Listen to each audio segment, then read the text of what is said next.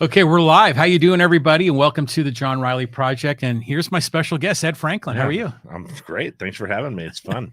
This is a good time. So I know that, we were supposed to start at 2. We've been chatting and having a little bit of fun here. Well, it looks like your Navy guy, he's always on time. Yeah. So Pete Neal is there on the live stream somewhere. So we're going to talk about all kinds of Poway stuff, right? Yeah.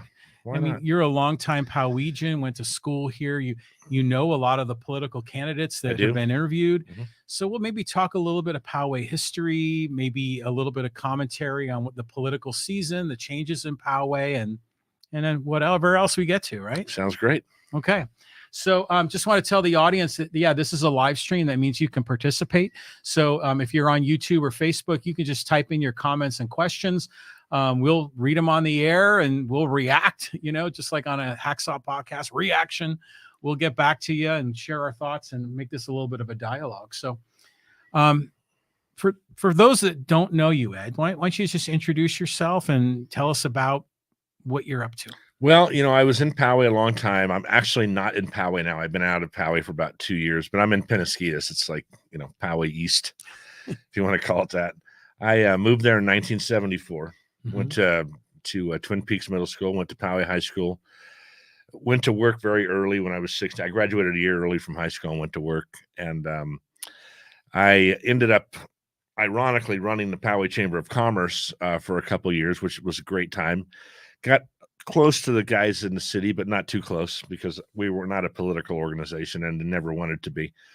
So, I do sales and marketing. I've been, I've rented cranes, sold fans, I've done a lot of technical selling, a lot of consultative selling and things like that. And I started a podcast 2 years ago that my daughter encouraged me to do. And then once I met you, you're starting to teach me more about podcasting. So that kind of brings us up. And a funny thing is I listened to Hiram, what was that, a couple of weeks ago? Yeah, Hiram Soto. And I told my wife, if I ever listen to another one of these, hit me in the head with a bat because I was so frustrated. I was so frustrated and irritated. And then lo and behold, I ended up listening to the last 3 or 4 that you had. And it's interesting. I like hearing other people's opinions. I don't always agree with it. I think that, it's funny when they say, this is the most ironic thing to me. They go, well, I moved to Poway 3 years ago because Poway's this great place and it has these parks and all this stuff. But the city council's horrible. And I'm like, well, how do you think all this stuff came about, over the last 20 and 30 years? Somebody was doing some work to make this beautiful place. Right. And now you're telling me that you're going to fix everything, but you moved to this great place. So it's kind of a, it's an interesting statement to be made. Well, yeah. Gosh, there's so many things you just said there. First of all, yeah, I've learned from you. You tell me you learned from my podcast. I've learned some things from you. Well, good. And I think our relationship is interesting because we try to help each other, 100%. Because, we both have podcasts locally. That doesn't mean we're competitors, right? So I enjoy that we can share thoughts, and we're both in sales and marketing. And so that makes it fun. Well, I tell my wife, I said, John, I got to watch. I'm going to try not to cuss. I'm a cusser. You can say whatever you want. He's not, I know, but I want to respect I'm in your place. No, it's all right. I said, man, this guy loves politics. And I really hate politics. Yeah. I hate all the mudslinging. I hate all that stuff. But I guess fortunately and unfortunately, I've just met so many of these politicians and I know them at different levels. I've been on motorcycle rides with Barry Leonard, which doesn't mean we're best friends and I agree with his politics. It just means we had Harleys, right? So I don't know. I'd have a different view of what's going on in the city of Poway sometimes. Well, I kind of, it's easy to say politics, but to me, it's more than that. It's kind of like what's going on in our city. What are some of our city leaders doing? What's good? What's the good, the bad, and the ugly? I know. And you're very well versed on those things. And I think a lot of times I care less, right? Well, I just kind of do my thing. But I love that you're involved and that you have information I don't have. But sometimes I'm just like, I wish I didn't have that information. Well, we talk about that, how a lot of people in Poway, they're busy. They got their lives, their careers, their family. They don't have time to spend on some of this stuff. Yeah. So if they're ever interested, sometimes the podcast is helpful. It kind of educates some folks. And that's kind of the fun of having the candidates here, is that voters get a chance to take a look. But yeah, I mean, it's, I don't know, to me, it's a little bit of drama in town too. So it's kind of 100%. so it makes it kind fun of fun to follow. watch. Sure. Yeah. And I'm not a drama. I mean, I'm on Facebook way too much, and I'm on but all I ever do is put positive stuff on. You are. I don't like talking about negativity. Well, tell people about your podcast. So my podcast, so I'm in Louisiana 2 years ago on Thanksgiving, and my daughter says, Dad, you have good advice. You like talking to people. You've been around a lot of places. You should start a podcast. And I said, man, you're right. What's a podcast? So I came back to Poway, got a friend of mine that was like 29 years old and said, how do I start a podcast? Very computer literate kid. And he kind of explained to me, and I said, well, what if I mess up? He says, then do another one. Just doesn't matter. Right. And technologically, I was able to do the things I had to do. The equipment wasn't very expensive. So I started doing a podcast, and I didn't want to do anything. There's two things I wanted to stay away from. I'm not an expert, right? I'm not a sales expert. I'm not a motivational speaker. I'm none of those things. But I know that I've had limitations in my life I had to get over. And a lot of people have those limitations, and they don't know how to get over them, right? Storytelling is a big deal to me. I just told you I love hearing people's stories. Yeah. But you have to be careful what story you're telling yourself, right? It could be a positive one or a negative one. Self-esteem is probably at the lowest it's ever been in my life right now. Yeah. Suicide rates are up. All these things are up, and we need to build back our self-esteem. And my favorite is excuses, because I can make an excuse to get out of anything. In fact, I'm probably going to use you to get out of going to the gym today. Just letting you know. Okay. All right. So I thought those things were you could turn all those things into a positive. And that's kind of what I wanted to base the podcast on. But what's happened is I've gotten different people on the podcast like you, where we talk about completely different things. And it's really fun. And I want to grow my podcast, and, Well, I'll just tell you this, is that I've listened to many of your episodes, and they're all very uplifting. They're all about, making yourself a better person, and kind of helping you. Sometimes, we're in the doldrums at times, and we just need that kick in the pants, and you provide that. And I think it's a lot of positive energy. And I think what you're doing is great. Yeah, I appreciate that. I've been doing that positive thing every day, and I just steal people's sayings, so I'm not making them up. I'm plagiarizing everybody. And I'll start to think I should stop, and then it'll resonate with somebody. They'll say, you know what, I really needed that today. And I'm like, well, I'm going to keep doing it. I guess I should add in here that I have 8 children, 7 daughters and a son. It's a blended family. And I have 15 grandchildren, with more on the way. So That's a lot. With 7 daughters, you got to do everything you can to stay upright. Because you can't drink all day. No. I mean, you can, but it's probably not a good idea. Right. So anyway.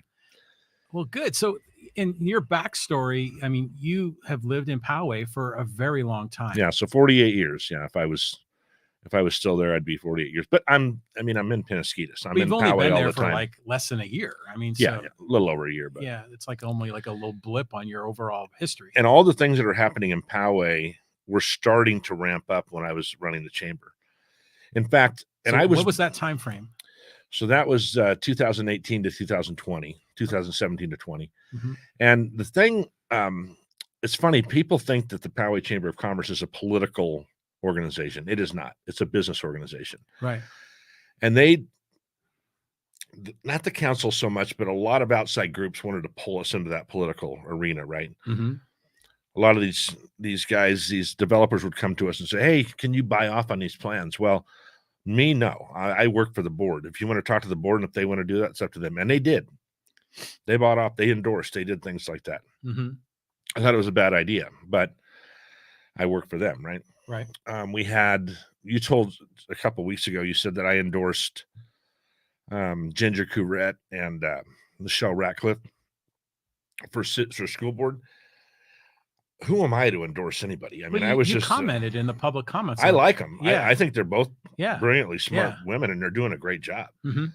But endorsing is kind of like, like the president endorses people, or this guy endorses people, like or a general endorses this guy.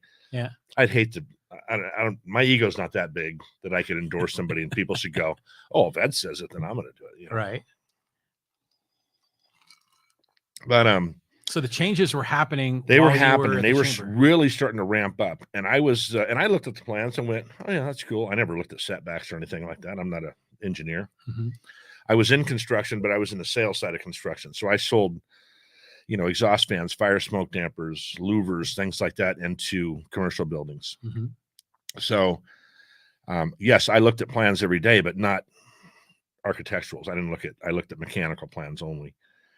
So when those buildings went up, I was like, whoa, that's really close to the sidewalk, man. I don't know. They might have wanted to think that through. And then the bowling alley thing really wasn't done yet. And the bowling alley trips me out. Everybody talks about bowling alley, how popular bowling's not that popular, by the way. No. If you put 12 lanes in you'd probably have a hard time filling 12 lanes. But that bowling alley was built when I was a kid. It was like a godsend for us, right? It gave us a break from riding skateboards and playing baseball and football and basketball. And so I was there all the time. And keep in mind, when I was a kid, so the bowling alley was there. It was brand new. Right next door was Carriage Center, which was a movie theater. There was a Sizzler there. If you guys remember Sizzlers, that was where Swami's, that was a Sizzler, brand new, right? We had a arcade in there. We had some other things to do. And last night, Tony Russo brought up, man, we don't have any of this stuff anymore. Of course we don't. That's what we did in the 80s, in the 70s and 80s. It's not the 70s and 80s anymore. You could build those things. People would, I still don't think they'd come to them. Maybe if you built a gaming center where, kids could sit, but they can do that virtually. So when you talk about the bowling alley, the thing was run down. I was on that roof about 6 years ago, almost fell through the roof. The guy wasn't putting any money into it or anything. And it just was not that popular. I went to one of my grandkids' birthday parties there, and there was no one in the place. You could have shoot off a gun and not hit anybody. And it wasn't like it was overflowing with popularity. So people, they're always looking to the past, right? I see it on Facebook all the time. Oh my God, it was great in the 70s. Really? Was it great? We wore polyester, orange, brown. We dialed phones like that. Avocado green. The carpet we had in our house, a kid could get lost in it. I mean, it was so thick. Yeah. You really want to go back to the 70s? See, everybody wants everything to cost what it did in the 70s, but we want the new technology, right? Yeah, of course. We want a cell phone for $12. It's not going to happen. So that's kind of my take on it needs to be like it was in the past. No, it doesn't.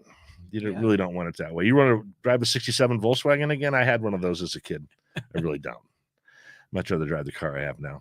Well, people generally are nostalgic, right? Of course. Of the where they grew up as a kid, and things just aren't the way they used to be. And so they're talking about putting in that Nickel City arcade up in the business park, kind of near the In-N-Out Burger.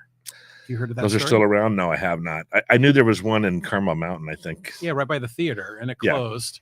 But apparently, they're going to put one in. I think there's like a old, was it a Staples or some other office supply place? There, right by In-N-Out. Yeah. Really? Yeah. And so people are saying, hey, that's where the good kids can go hang out, but then they're kind of bitter because it's up the hill in the business park rather than being on Poway Road. Well, everybody wants a place for the kids to hang out as long as it's not next door to them. Right? You know what I mean? Yeah. As long as it's in someone else's neighborhood, like say, oh yeah, we need low-income housing, but you really should put it over there by the in the back of the grocery store, back by where the dumpsters are. They never want it out in the open or anything like that. Listen, Poway's progressive. They're changing. Do I think it's a great idea? That's a lot of housing in one spot, man. That's a lot of stuff in one place. Yeah. But where else would they have built it? If these were state mandated things they had to do, where else would you put it? They're running out of dirt in Poway. Yeah. So that area was one of the last places. I mean, and all the other potential places, they're also being built. Have you noticed at the corner of Pomerado and Twin Peaks, like up on the side of Twin Peaks Hill, they're building like 10 or 12 houses. No, somebody told me that. I don't know where that is, but I haven't paid attention to that. You kind of mentioned me last night. I knew you were mentioning me. I only go to Poway really now, unless I'm meeting somebody, to get the Walmart dog food. That's my dogs eat it. So I'm not necessarily a huge fan of Walmart, only because I'm not a huge fan of crowds. Right. But every couple of months, my grandson says, hey, Papa, we're out of dog food. I'm like, damn it, I got to I got to go to Walmart. I'm going to try the pickup thing next time where I just drive up and they throw it in my trunk. But man, I mean, there's so many directions we can go with that. Talking about empty buildings on Poway Road. When I was a chamber president, my girlfriend's from high school, her mother called me and said, "Why'd you guys close Coco's?" And I said, "What do you mean? Why did we close Coco's?" She says, "Well, it was there and all of a sudden it closed. You guys, the city must have closed it." I said, "Well, first of all, I don't work for the city. And secondly, the reason they closed it because it's horrible and no one was going there to eat." These corporations look at numbers and they go, "Yeah, it's not working. You got to get rid of it." And if someone wants to come back in there, well, you know, obviously Chick-fil-A did, but if somebody wants to rent the Steinmart place or the Rite Aid place and put something in that they can make money, they'll do it. Believe me. But if there's nothing to put in there and there's no people, you're not going to sell anything. Yeah, this is the common misunderstanding, I think, of voters and even of some candidates, where when a company moves into a strip mall, I mean, that's typically a private deal with a landlord and is it a lessee or a lessor? I get those confused. And it's a private deal, and typically the city's not involved. However, sometimes the city is involved with permitting. Sure. And sometimes the city is involved with recruiting companies that come here. So in some cases, it's not a city, it's not involved in these private transactions, but in other cases, they kind of have their fingers in the pot. I heard that last night that they do that recruiting. I've never heard that before, and that could just be an ignorance on my part. But I just spoke with Craig Ruiz the other day, who was the economic development guy, and he's not in Poway anymore. He went to work for the San Diego Airport Authority. So he's left, so that position's open in Poway.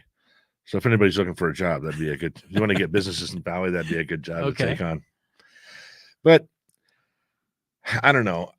A lot of the problems that came up over the last few weeks listening to these people, I remodeled a house, put 1,500 square. I cut the roof off a house and put 1,500 square feet on it. I had no issue with the city. They came out when they said they were going to come out. If I did it right, they signed off. If I did it wrong, they said you did it wrong.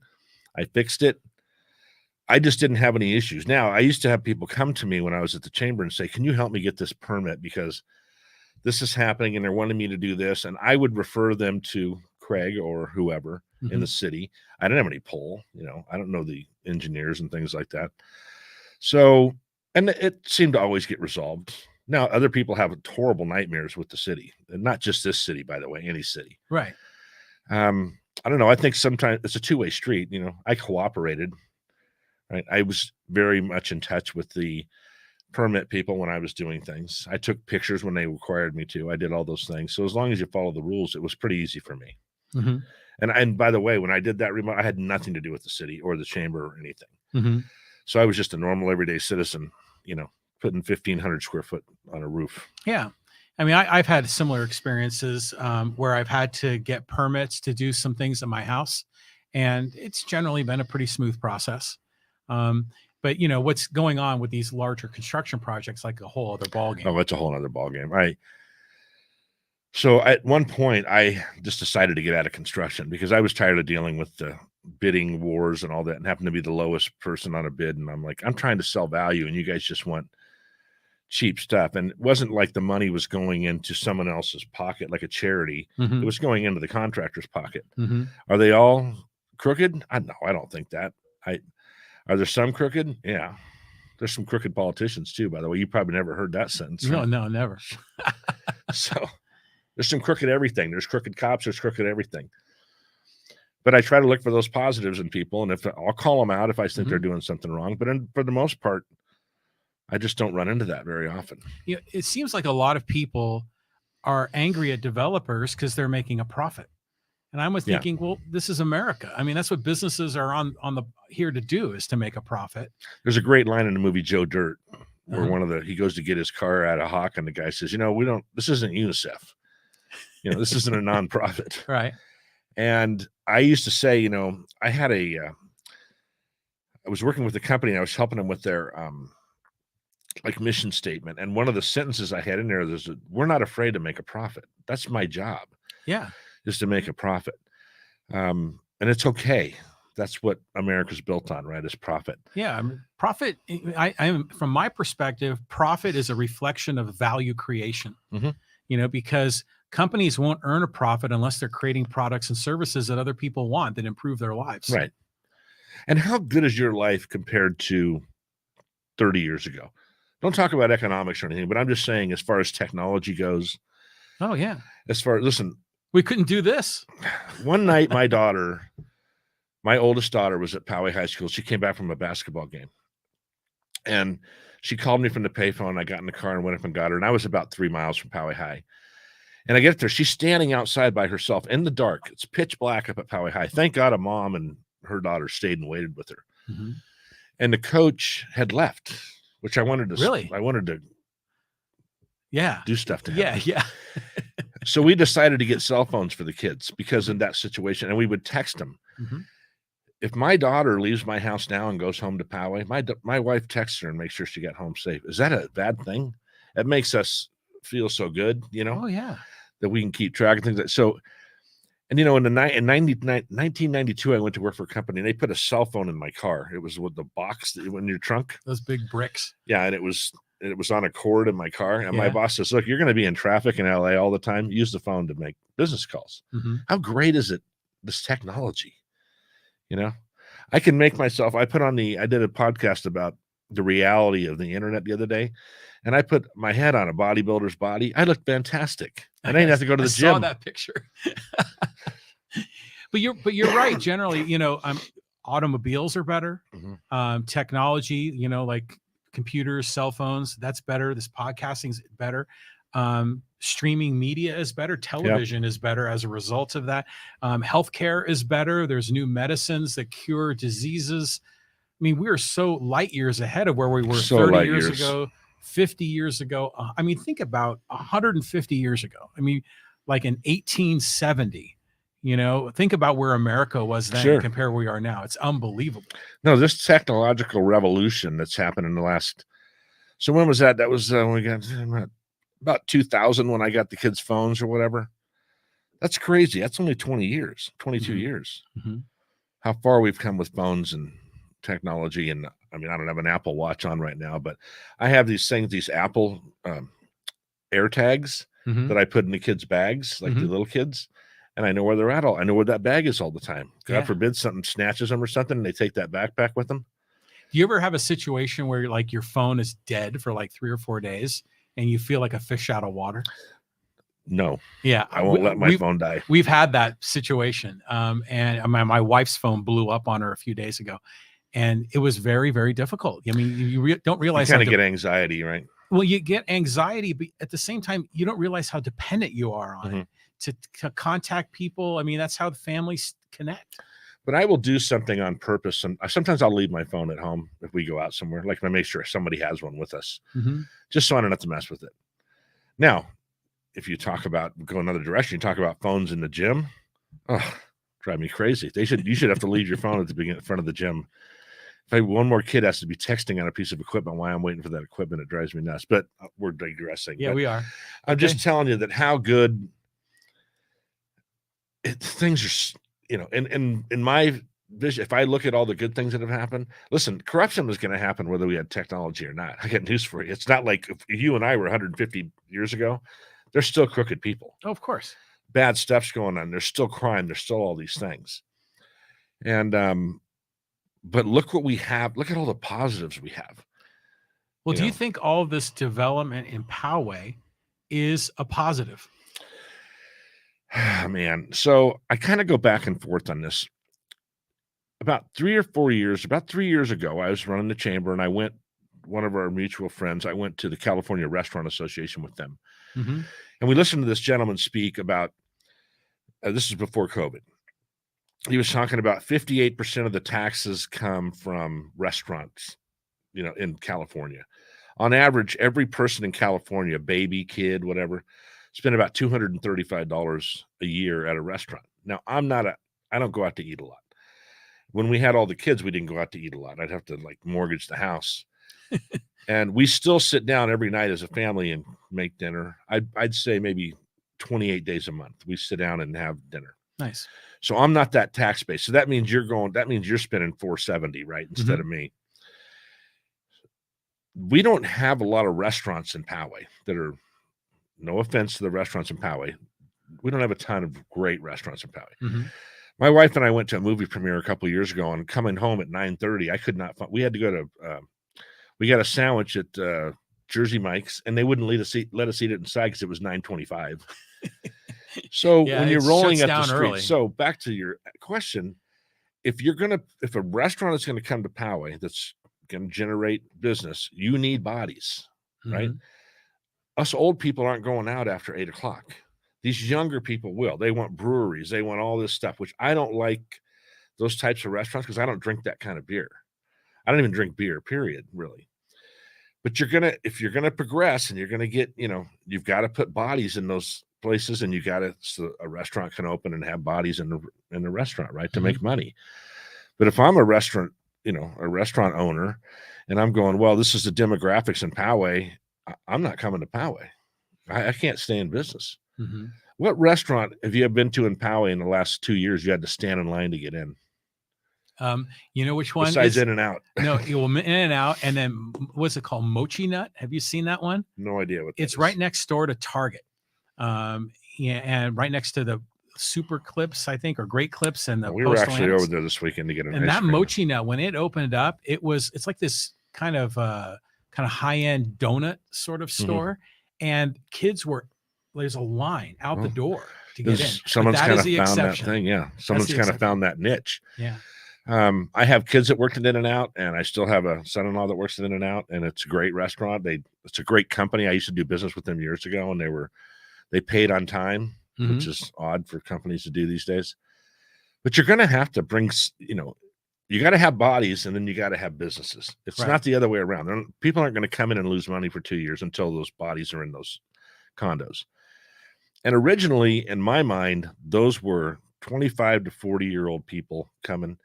Now, the real estate market has changed, and that may not be the case now, but no one knew this was going to happen with COVID and the economy and the way our politics have been nationally for the last 15 years.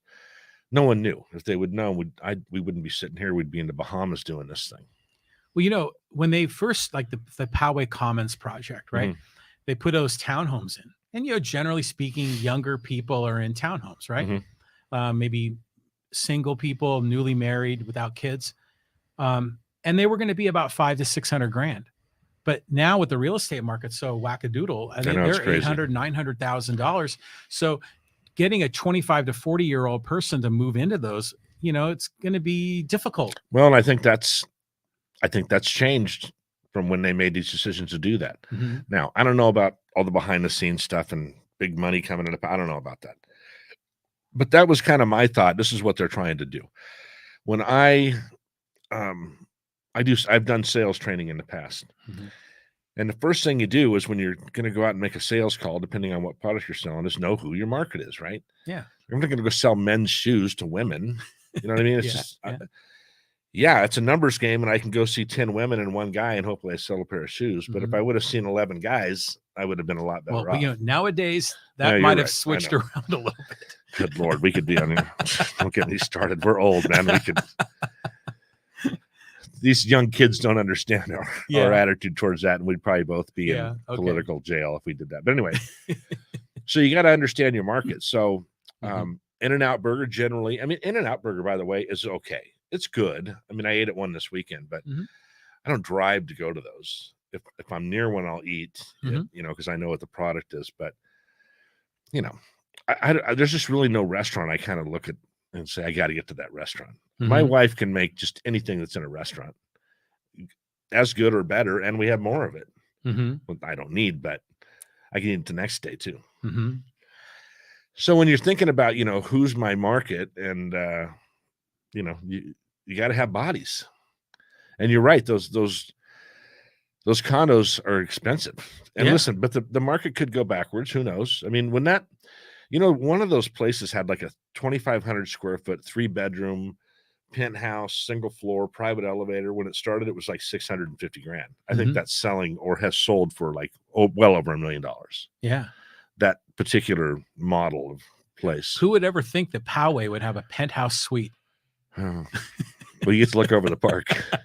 You'd see Charlie the homeless guy, Hey, You can watch him. I just want to tell the audience, we are live streaming here on Facebook and YouTube, and you can participate in the conversation if you have some old memories of Poway, or maybe you want to share your thoughts and comments about the changes that are going on in our community, or thoughts and comments on some of the candidates that are running for election or for re-election, or you just want to, fire some questions off to Ed and get his thoughts and opinions on things. Let us know. Just type it in on Facebook or on YouTube, and we'll see it on the screen, and we'll share that. So all good. Yeah. So on these political people you've had on, and you had one school board member, which I really like that guy. We talked about him offline. Patrick Batten. Yeah, well, now that you told me his background, I'm not sure if he's as sharp as I thought, or he's just a really good talker. I'm just kidding. I'm sure he's really a sharp guy. I'd love to get him on my podcast and to talk about not even the school board, about some other things. I think he's he's pretty well-rounded guy, and he's been in the military, and I like that. I don't think that maybe a couple of your, in my opinion, a couple of the candidates that are running did much homework. They didn't seem super informed. It's always, well, he's not doing a good job, I could do a better job. Okay, well, explain that to me. And I told you, if I was ever to go into politics in Poway, the first thing I'd run a very positive campaign. I am just not a mudslinger. I would say, look, they've done a good job at this and with that and with that. Now, could I do better? I think communication has come up a lot of times. I think we could do a better job at communicating. And it's always interesting. I asked a question last night to Tony Russo, what's the percentage of voters in Poway? I think you guys are high. I think you're way high. I think if you get 30% turnout, I think I'd be surprised. I just don't think. It's kind of back to that story when we went to the restaurant and we got kicked out of, Jersey Mike's. People like to go, get up in the morning, take their kids to school, go to work, come home, do their sports, eat dinner, and go to bed, right?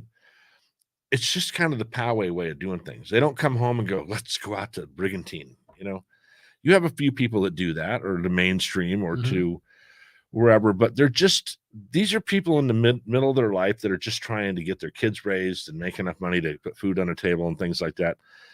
I just think if you put a Nobu in Poway, nobody's going to come. A Nobu? Whatever. Have you ever heard of that restaurant? Is that like a Japanese restaurant? Yeah, it's huge. Back in New York and stuff. Or could you put a Ruth's Chris in here and make any money in the business park, or a Donovan's, or I know they're out of business, but some of those higher end restaurants, I just don't think people would go. Look at Rancho Bernardo. When I was a kid, Carver's was a big deal. People used to go to that. I think it closes at 6 now, because like senior citizens. Yeah. And I'm not kidding. I think they have a band on the weekend, and during the week they close at like 6 o'clock. Right. You got to understand your market. And the people that are around as long as I have been, or my parents, which both my parents have passed, but I still know friends that are my age that have their parents around. Their parents aren't rushing out to, spend $300-400 on a dinner. And they have no idea what craft beer is. Like me, I don't even have an idea. Right. So, I just don't think they have the market to, you're just not going to see restaurants flooding in here unless you get more people. Now we're back to now it's dense, right? You got a lot of people. And by the way, when they bring up traffic was bad in 1974 when I moved here. It was bad then. Really? Oh yeah. I remember sitting on the street waiting for my parents to do a real estate transaction in front of Century 21, right when that barn was Picnic and Chicken, not a Mexican restaurant. Okay. Do you remember that? No. Okay. Do you know what Picnic and Chicken is? No. Okay. So Picnic and Chicken was a chain, and they had similar food to like KFC. Okay. And the funny thing we remember is you would drive through the barn, right? And you'd order your food like on a drive. Okay. And they'd always give you this little box for food like KFC does. And there'd always be an orange slice of candy in it, right? But we weren't allowed to eat that till we ate the food. Okay. That was a Picnic and Chicken. Great food. And they just kind of went out of business. So I've been around here so long. Evans Tire. Yeah. That was a drive-through dairy. Really? Yeah. So when you came down the road and you got, I got to get milk, you would pull in there, go through, it looks like a barn, right?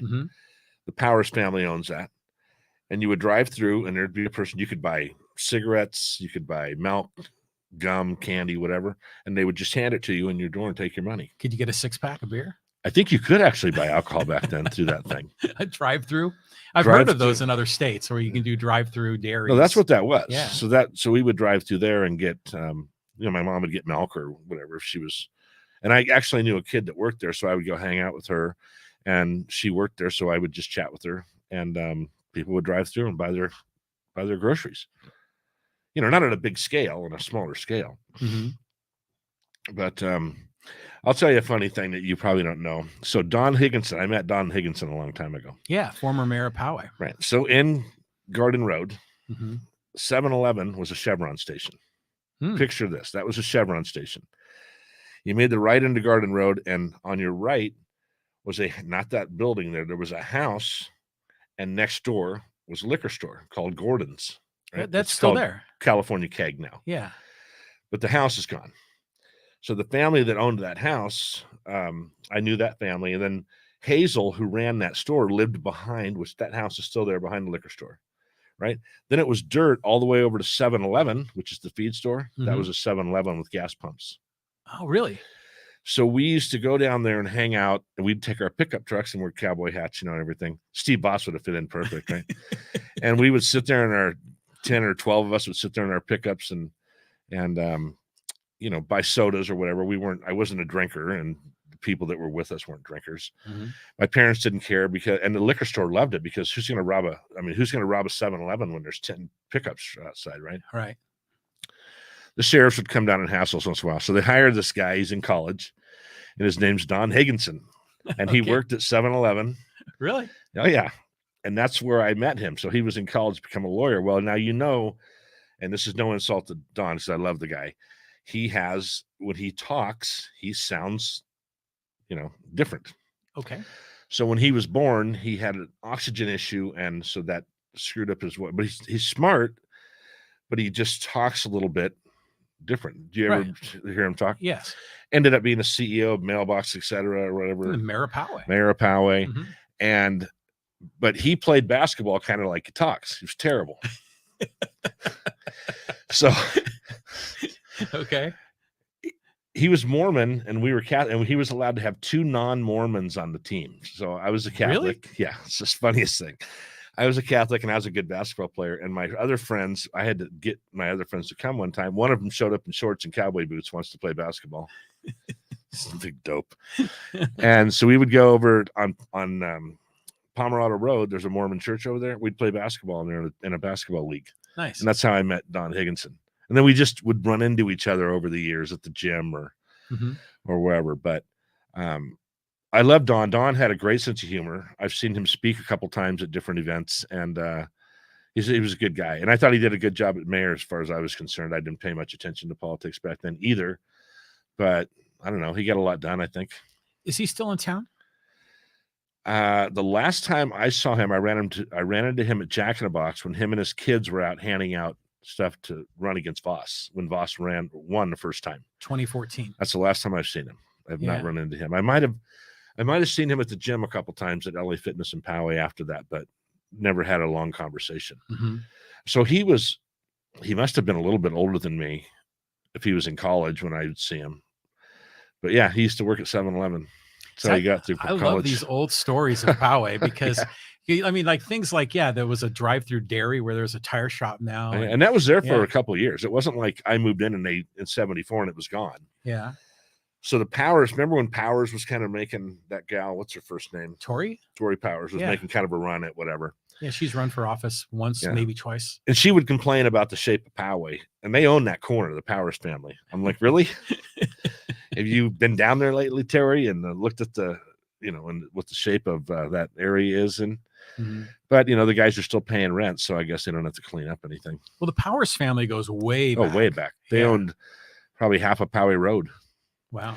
So there was also, here's another funny thing, where that new construction is, where Terrascan goes across Poway Road. Yeah, by Taco Bell. That didn't used to go across. That stopped. That was the three-way. Mm-hmm. Let me see how I can explain this. Taco Bell was a bakery store, like a Hostess bakery. And my parents used to go in there and get day-old bread because it was like half price. Mm-hmm. We ate so fast it didn't matter.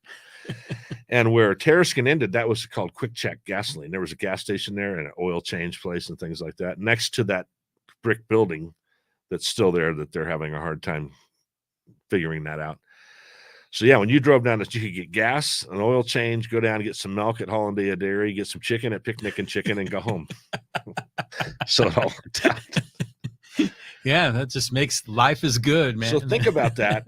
I just told you that there was two streets that weren't there any before, right? And so traffic was still sucked, and there was no Scripps Highway Parkway. You know, there was no Ted Williams Parkway. I told you earlier that Twin Peaks ended at Community, didn't go any further. Target wasn't there, none of that was there. So you had, so everybody had to filter through Poway. Plus all the Ramona Poway people. Road. Hell yeah. You know, so they all still had to filter through Poway Road. So what's happened over the years with these outlets, it's not as bad as you think. It's bad now because of construction. I was there I went and met someone for lunch yesterday in Poway, and they had, one of these traffic guys was stopped in front of that outpost for some reason. They were doing something. Of course, that messes up traffic, right? It makes it one lane. Yeah. But I'm telling you, it wasn't that much better in the 70s. People can tell you that, but it's not true. Right. There was no outlets. There was no way to get around it. You had to go through Poway Road. Because I think that's the whole nostalgia thing, is that we remember the good times, and maybe the bad times we sort of filter out of our memories. Yeah. Yeah. That's so you were here in 74. Yeah. Wow. And I was an active child. I mean, I didn't sit at home, right? I wasn't in my parents' basement. We were out. I put probably 20,000 miles a year on a skateboard, right? That's how we got back and forth. So do you remember Miller's Outpost? Oh, yeah. Yeah. Yeah. So Miller's Outpost was where the dollar store is down at Pomerado and yeah. And it used to be a record store for a while too. The record store was on the corner, but there was an Alpha Beta in that place too. And a TG&Y. Remember TG&Y? Yeah, yeah. That was in that thing too. So that's where the Kentucky Fried Chicken and everything is now, right? Yeah, well, the Kentucky Fried Chicken wasn't there. No. Yeah, but it's in that. No, TG&Y was over where Joanne's is. Oh, yeah, And Joanne's. then the Alpha Beta was in the same mall, and there was a Thrifty's there for a long time. Used to get 5-cent ice cream cones. Those cylindrical scoops. So the reason I'm telling you all this is that, would you shop at TG&Y now? They don't have any business, by the way. Right. So things change, right? Yeah. And people come to places at a higher level, right? I understand that we moved to Poway because it was cheap. We couldn't afford to live in San Diego anymore. We had a $10,000 house. I slept on a patio for 4 years because it's the only room we had at our house. So my dad put up a 3-foot wall, brick wall with plastic doors, plastic windows, and a tin roof. And that's where 4 of us slept for, almost 10 years. Wow. We lived in poverty. Moved to Poway, man. We had a house with a pool, 4-bedroom house, 2 baths. Back then, you moved there because that was a cheap place to move. All the Navy people were moving there because they didn't, they had Navy housing. My wife's lived here since 72.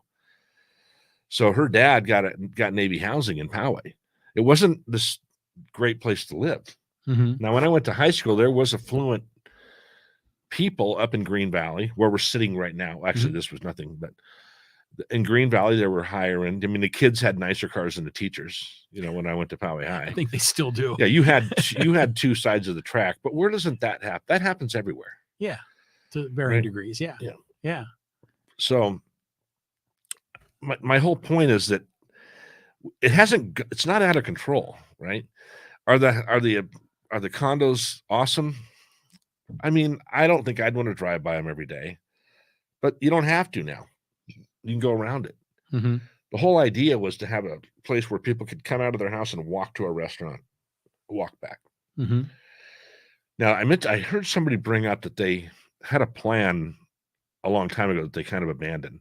When I was remodeling the house, and we did that in 2007, they had a plan on the wall that I was looking at, and which didn't include the bowling alley, which didn't include a lot of things. And it kind of made more of a Mayberry RFD for you older people kind of situation where you could really walk. Now, that did not work out, obviously. Now, if you thought about that plan they had before, Powers isn't going to sell that stuff. They probably own everything outright. This is just gravy for them. They're not going to sell their buildings. All these other people are not going to sell. This brick building, they still can't get these people to sell. Where the storage unit was and everything.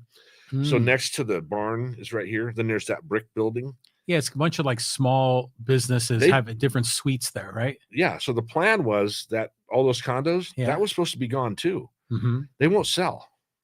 And they've tried to leverage them. They try to do all kinds of things. They probably want $10 gazillion, and the people are like, well, we're not going to pay that. We'll just build around you and push you out. That's what's going to happen. Well, that's what's going on where the Picnic and Chicken used to be, the El Armando's. And I was thinking, somebody said to me one day, I wish that guy would paint that. I'm like, why? Wait till all those places are full. This guy's going to have so much money. He's going to be like Midas, even though it's red and orange, or whatever it is, red and yellow. Right. So when you really put common sense to this whole thing, and Tony thought about that last night, why would these people do anything? Now, this outpost project, I don't know about that, man.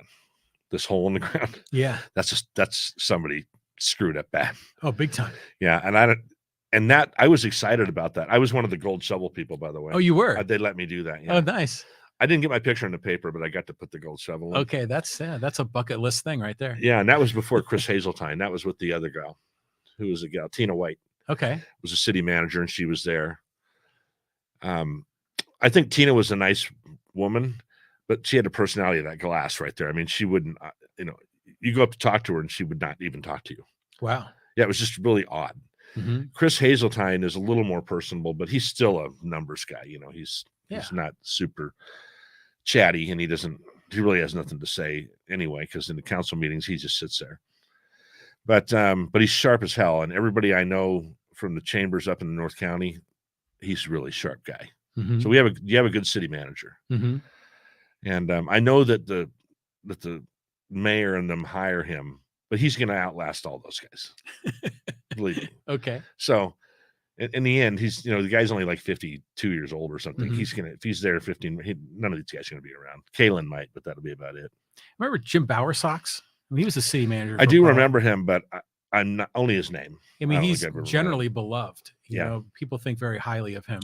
Well, that's funny you say that, because not that it's not true, but it's funny when we have, let's just use Jimi Hendrix as an example. Okay. I don't like any of Jimi Hendrix music. Your computer could not just blow up right as I said that, right? People are right. What? I just don't like Jimi Hendrix. But when he died, all of a sudden he's lifted up. We always do that, right? Oh, we do that in America. We're really bad at it. Michael Jackson, he has all these legal troubles. People hate him. He dies, and everybody's like, oh, he was the most talented person ever. We do that with our relatives too, by the way. I had a couple of relatives die that I couldn't stand them. But once they died, I'm like, oh, I can't say that now, right? Right. So when we do look back at those people like Mickey Cafagna and people like that, were they good guys? I don't really know. I was not politically aware. I was just chasing girls and putting 89-cent gas in my car. But, was he a great guy? I don't know. Did we need a business park?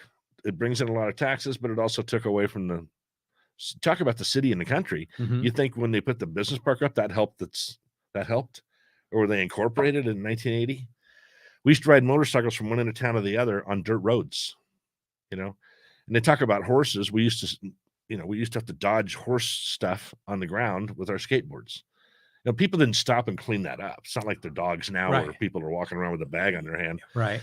When a horse did his business, they just left it there and you drove over it until it blew away. Right. You really want that again? Well, there are some people in town that, you can sense that they've lived here for a long time. Maybe they grew up here and they long for those old days. They long for the days when Poway was this different place. Yeah, but we forget stuff, dude. Really. I had my childhood. I told you we lived in poverty, but it was good, right? I was happy. I was a happy kid. You talk about the pursuit of happiness. I went to the same elementary school we went to 6th grade there. So I went from kindergarten to 6th grade. I knew everybody, right? We lived in this neighborhood. I was outgoing back then. We lived in a very multicultural place. No one cared. We just played sports. Yeah. We rode bikes everywhere. We had a canyon. We used to slide down the canyon walls with cardboard boxes, right? All that stuff. I lived on paper. CPS probably should have come taking us. I lived on a patio, dude, for 10 years. A patio. A patio. You could have cut the like this. Our garage was tilting like this. It was just leaning against another building. Really? It could have fallen over. The concrete was terrible. You know, we had palm trees. Remember, my brother ran into a palm tree one time and he came in the house. Both of his eyes were black, and my parents laughed at him because stupid kid ran into a palm tree. I mean, there was just things that we did when we were kids that people couldn't even fathom right now. A parent couldn't fathom. Me either, by the way, having grandkids. So was it better? I don't know, man. Yeah. I'm pretty warm every night in my bed. I didn't used to be so much when I was a kid. People just generally are resistant to change. Yeah. You know, 100%. change is hard, right? And our city is going through a lot of changes right now, and it's ruffling everyone's feathers. Mm-hmm. Like I said, Poway's like it is because of a long history of good people and some not so good, right? Some watchdog people out there that didn't let stuff happen and things like that. It's a pretty good place to live. Like I said, the condos, they'll grow on people. You know what I mean? And in 5 years, people are going to go, it's just what it is. You know? Yeah. I see a few comments here. I think it's all from Pete Neal. He's like lighting up the chat board. But I just read the last thing he put. Let's kind of scroll through here. So, Pete says, "Oh, something in common. Ed, have you ever done a circumnavigation of Maui on a Harley?" No, but that sounds awesome. Yeah, Pete did that recently. I just got rid of my bike. I got rid of my bike last year because I started feeling uncomfortable with the way people drove. There's a surprise, right? With cell phones in their hands and stuff. And I wasn't having as much fun riding the bike. Riding a Harley, I won't explain how I saw it the other day, but because it's very rude, but it's so, have you ever ridden a Harley? No, I've ridden motorcycles, but not a Harley. It's hard to explain if you haven't ridden one. It's very freeing, right? When you're riding and there's that big motor under you and everything. There's something about it, and you really can't hear anything except the bike. And but man, when you have to just be so careful, it's not as fun anymore. Yeah, you know. And living in Penasquitos, they drive different in Penasquitos, and I won't tell you why, but it's different over there. You better go to the next question before I get us all in trouble. I think I know where you're going with that one, but okay. Pete Neal says, "I want to be able to see where the valley ends." Now, people are upset about the construction of Poway Road because it's blocking their view. What do you think of that? I don't think it's true. How would it block your view? If you're driving, it's blocking your view. Yeah, because the buildings. No one lives on the. Okay, the argument is that they're 3-story buildings, 4-story eventually going into Fairfield, and then some of them are right up against the sidewalk. And when you're driving through town, you can't see the hills. I agree with that. I guess. Have you ever seen any pictures from like the 20s in Poway? Yeah, and the hills look exactly the same. It's kind of a trip to look at it. You know, there's no cell towers on top of them, of course, but it's kind of a trip to look at Poway from, the early 1900s, and you can see where everything is now, right? Because the mountains don't change, right? Unless you've moved one, and which they've done that a couple of times up in the business park. But I mean, I guess I get that. Where we moved to, when I see the ocean twice a day, every day when I take my kids to school. Good for you. And that for me anyway, that's something crazy. And they were going to build a Costco out there. Did you know we're on Carmel Valley Road and Camino del Sur? Yeah. So it's kind of northwest Penasquitos. And they shot it down. Yeah, that was the property that's owned by the school district, I think. Oh, is it? Yeah. And it was a big kerfuffle in that neighborhood. They didn't want it. When we first moved in there was people standing on the corner with Costco signs. I'm like, oh, cool, we're getting a Costco. They were protesting the Costco, but it didn't happen. So they must have did something. I don't think I would have wanted it there, but again, I'm one of those same people that go, yeah, I love Costco. Just build it over there, not by my house. NIMBYs, right? Yeah. Not in my backyard. Yeah. Yeah, there was a lot of protests to that, but going back to the view thing, there are people that are, on one level they're upset. I can't see the hills like I used to, but my take on it is like what you said earlier, is that things change, and they're building housing, and to a large degree we don't really have much control over that, and so it's just a different reality. Yeah. Talking about, you said that Fairfield, that's where the bowling alley was, right? Yeah. So how far down did the bowling alley sit from Poway Road? How many floors do you think? 2? The argument that was made, as far as I know, is that it was originally at a 3-story limit. but because it was sunken from the ground from Poway Road level, that was like 1 story. So the 4-story building is only going to feel like 3 stories if you're driving by on Poway Road. I'd say the bowling alley was 1.5 stories, and then you do the rest of the map to get to 4. But here's the thing. But they're filling it up with dirt. It's no longer sunken in. Oh. It's going to be, they filled it with dirt to get it up to Poway Road level. Listen, I get everybody's complaints, but I also get the fact that when I moved to Poway, none of that stuff was there. And I would have rather had it. I'm a concrete guy. I'm not a country. You know, I really wanted to find this book to bring you, and I'll find this book, and I'll let you borrow it. I can't give it to you. And it's Poway from like the 70s. Oh, wow. It's this really cool book. Yeah. The last page of the book is one of the Hubers, Rick Huber, which I went to school with, on a bowl, you know, with his arm up, like the perfect shot. And it's a real photo. This kid's like 14 or something. And that was Poway back then. Right. And I don't dislike horses. I just don't ride horses. Right. I take my granddaughter every other week to riding lessons, and I have a lot of nice tennis shoes, and I'm like, I have to change my shoes to go to that place. Right. For sure. That's just me. Right. Yeah. That's all right. I'd rather have a Corvette. He said that Jimi Hendrix loved Corvettes. So I had a Corvette in, when I was 19 years old. I had graduated early from school and was making $15 an hour, $14 an hour. I drove a Corvette when I was 19.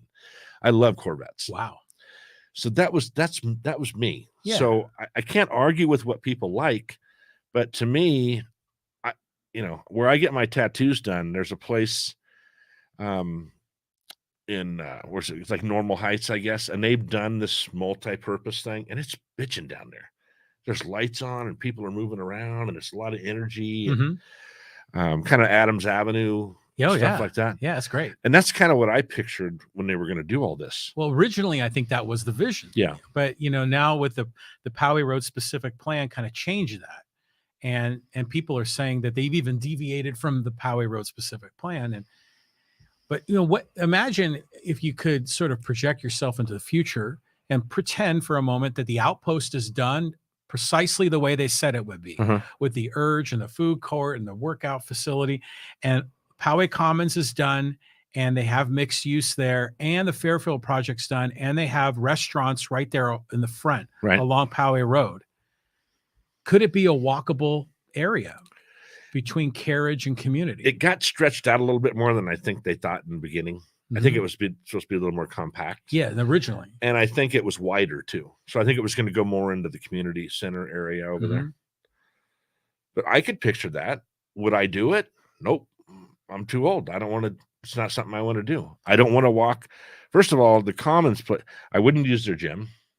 I wouldn't go to Urge. I like their food, but I don't drink that kind of alcohol. I'm just saying personally, I get why people are pissed off. But I have two sides of that. One, if you don't like it, then you move. I know everybody hates that, but you know what? Yeah. I told you I didn't like Garden Road. I'm tired of it. So what did? We moved. I wanted something more progressive. Now I go over to Torrey Highlands. Have you been over to Torrey Highlands? Oh yeah. It's beautiful. Yeah. Right.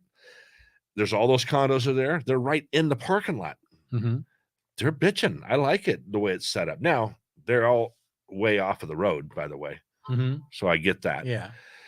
But and the second thing is this stuff was all public.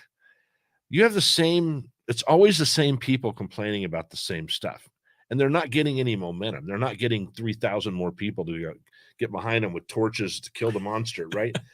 They're going, yeah, I know, but I got a game. My kid's got a game. I got to go. Yeah. Right? Listen, we know there's a thing I used to post on Facebook, and I'll find it again and post it, where it says, who wants change? And everybody raises their hand. Yeah. And they say, who wants to change? And they all put their hands in their pocket. I've seen that one. And that's how life is, right? That's like the Wizard of Id, I think, is from where that's from. Probably. And yeah, wow. You're right. And I could, we kind of started this out and we kind of discussed, I wasn't not here to criticize these candidates. God bless them. They want to go out and change the world. Hey, I'm all for that, right? Steve Jobs says you got to be careful with people that want to change the world because they might do it, right? And he did. And he's a great example of what I was saying earlier.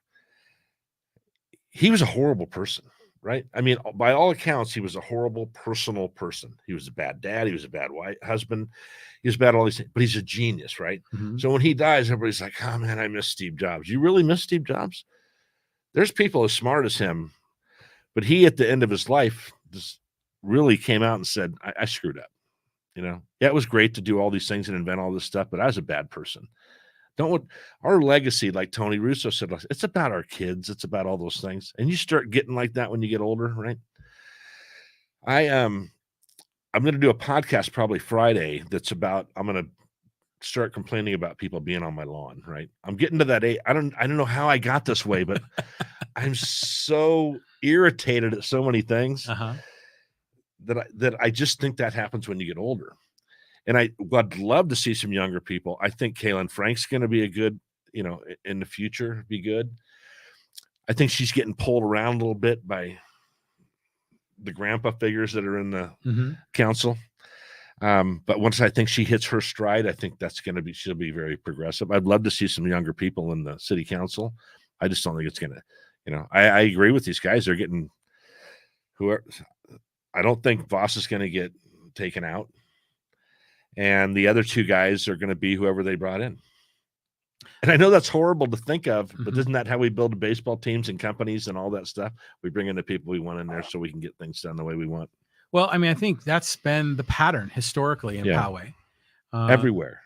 Okay. So the paddock, that's always how it happens. So.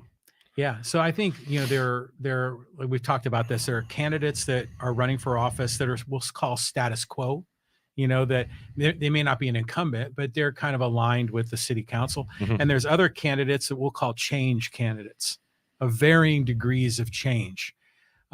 Those change candidates historically have had a difficult time winning. And so the question then, frankly, they rarely ever win. So will this time to be different? If people are angry and they're upset with all this development, maybe, but if you're a betting man, I mean, I don't want to take you down a different path, but I want to use an analogy of that. And this has been going on for the last year, 2, 5 years, whatever. In the NFL, I looked it up the other day. There's 78% of the NFL players are players of color.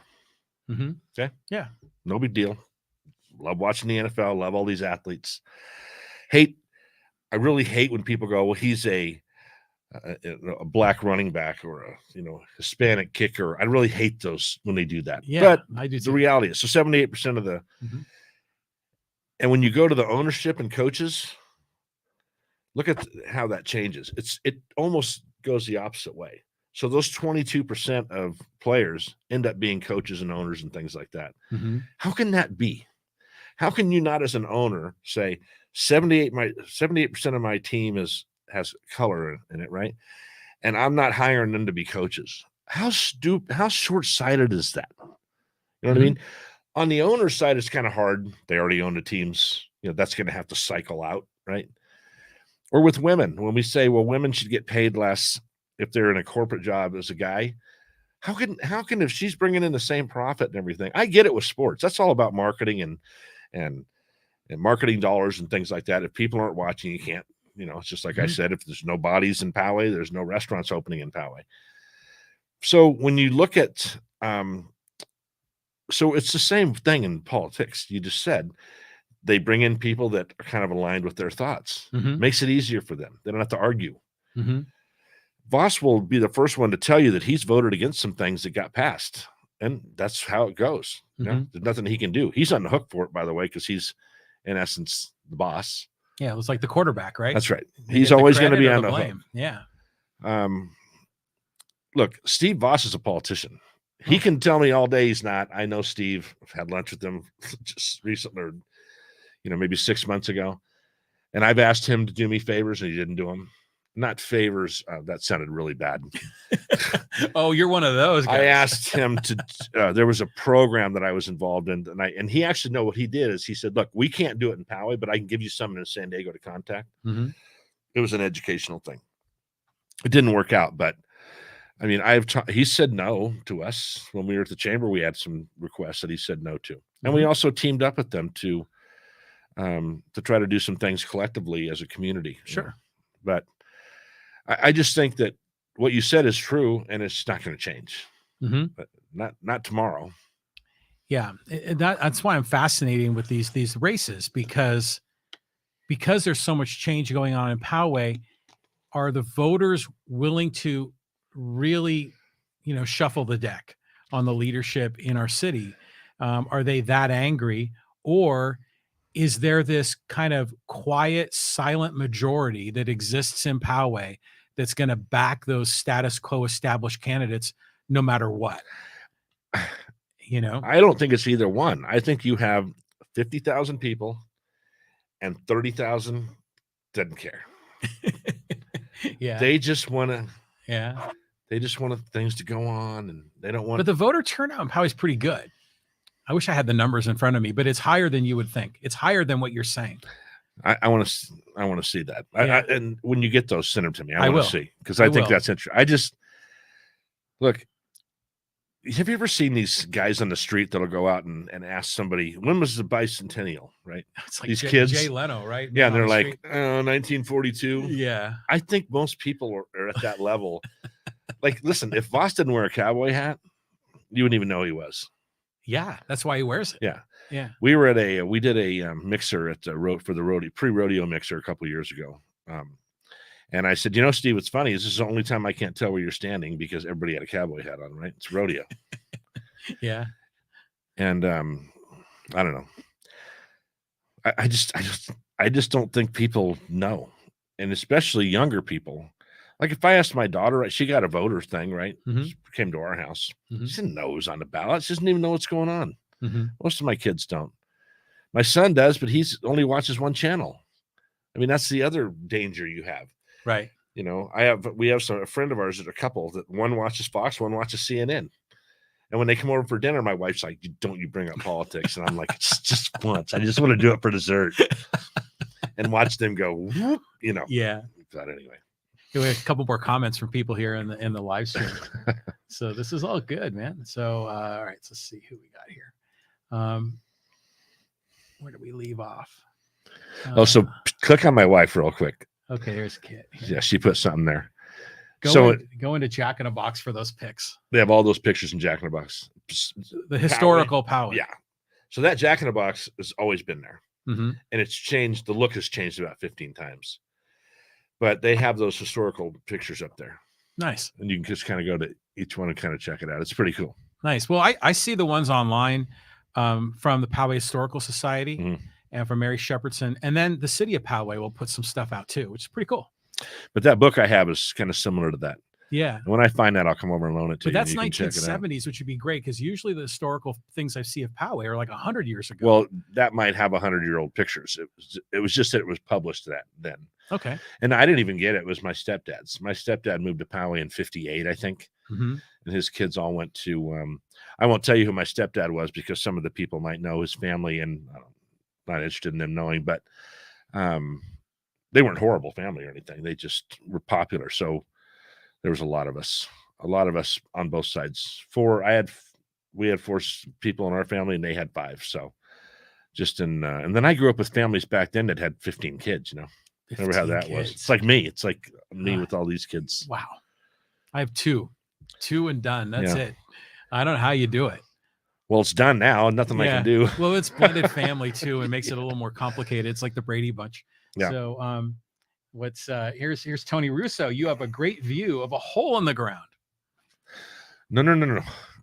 Oh, down? Oh, yeah. If he's talking about the outpost here. Dude, listen, Tony, I'm with you on that. You got me on that one. I don't know what the hell to do. I swear to God, I'm just ready to put a flagpole in the middle of it and fill it with grapes or something. I don't even know. And then, so I went to that whole thing. I remember talking to the guys, because they were from Canada, I think. I think so. The developer was from Canada. Why did we? Oh, so he was going to join the chamber, and he was going to do all this thing. And I emailed him. He didn't follow up. I'm like, typical, asshole. So, and then they were building it, and they were moving along, right? This and that and that and this. And if they did not do that ground test that everybody was talking about, that's the dumbest thing I've ever heard in my life. Yeah, that's crazy. And Peter, listen, Peter, back in the day, we would have just stuck we would have stuck a pipe in the ground and said, "Yep, that's wet." Or you would just looked they could have done a version of that. Right? Yeah, or just look down the road a little bit and there's a creek. So, and we're in the bottom of a valley. Could put a swimming pool in there, I guess. They could, underground swimming pool. There's a lot of options. So let's see who else we got here on the live stream. This is Yuri Bolin. The plan for Restaurant Row only included 2 restaurants in the Fairfield project. Yeah, I agree. I think so. When they came to us and they said, "Hey," I remember because they took us to lunch. No, we sat down next to the chamber office when it was on Midland Road, and it was at Smoking Jay's. And the guy pulls the plans out, and he's got all these. They had these really bitchin'. Whoever does their graphics was really awesome, right? So they have these cool books and everything. And I'm kind of looking over it, and I finally told the guy, I'm just running the chamber. My job is to get as many people in a room as I can and have them do business together. Would more people generate more business? Theoretically, that would be true. Yes. Yeah. And if I can get more business at that yogurt shop or wherever, they stay a member longer, I keep my job longer. That was all it was. Right. So when they said it to me, I'm like, dude, I don't know. It's a city issue. Go take it to the city. But they got the board to bless off on it. And like I said, I wasn't part of the board. I'm not saying they did it, not me. Maybe I would have agreed with it. I totally agreed with that hotel up in the business park. General Atomics blessed off on that. It was only like 12 feet, and you can't see it. But it could open Pandora's box for other things. No, this was the hotel we were talking a little bit about before we got started. Is that the new one that's proposed that's going to be like 5 stories tall or something like that? Yeah, and it's in the parking lot basically of that other hotel. What's that hotel? The Hampton. Yeah. So there's a piece of property there that would work maybe for a 7-Eleven that this company bought, and they're going to produce. They want to do it. So Hyatt, one of the big hotel companies, are involved, and it was an issue where if like the Hyatt got involved, they had to have X amount of rooms, and they're not doing a deal, right? Yeah. And it required it to be that high. They were going to put a bar on top too, I think. Really? Or something where you could see the ocean and have a drink. But that sounds cool. It does sound cool, but it wasn't legal, right? So they had to have something change. And I get Pandora's box. Well, they did it. Why can't we? Kind of thing, Well, yeah, because everyone's getting variances, and the Fairfield project got a variance. Perry Ford got a variance when they went in and remodeled it. So, yeah. Yep. Okay, let's go down the list here. Okay, couple more here. Mike Devine, I'm so happy at 63. It's my 3rd 21st birthday. So yeah, when I go to the store to buy liquor and they look at me, I'm like, don't even ask. Now I'm just a couple of years behind you, Mike, but yeah, I do tell them sometimes. I'm almost 3 times the age, so so just give me my alcohol so I can get out of here. What do you like to drink? You say not beer. I'm a vodka guy. Okay, I like gin. Yeah, so. I used to drink whiskey that it's too sweet.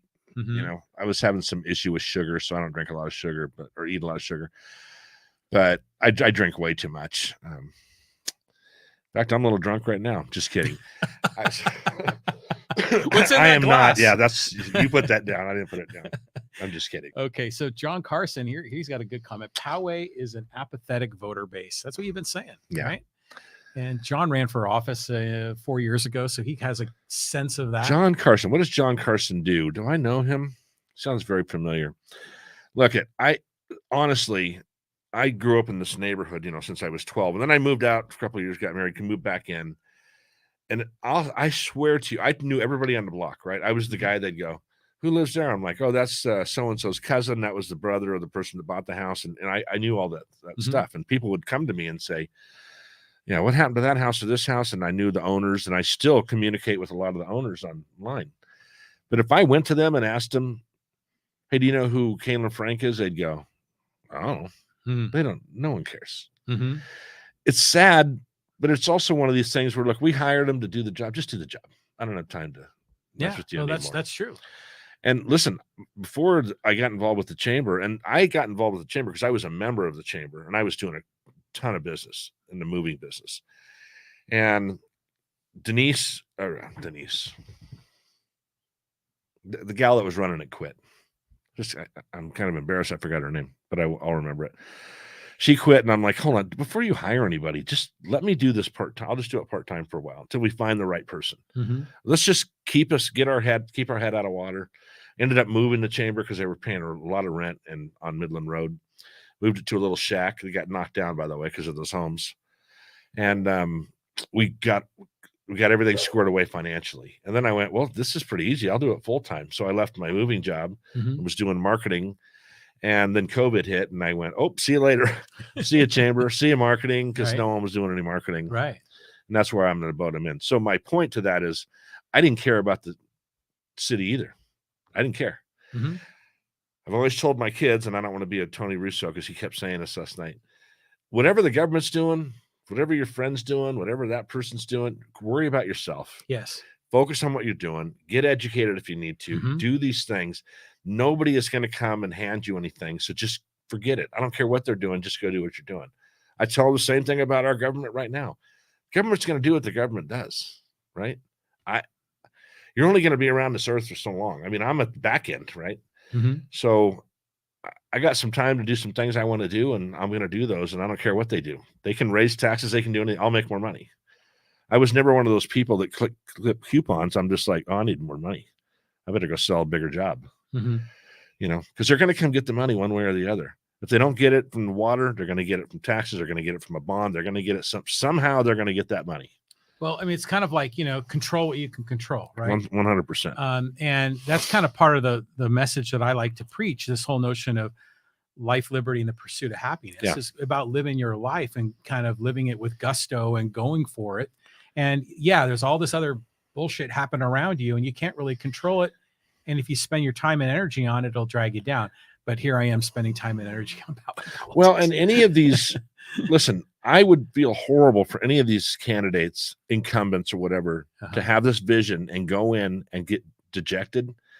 I'd hate to have that happen. Yeah. Unfortunately, I think that's what's going to happen.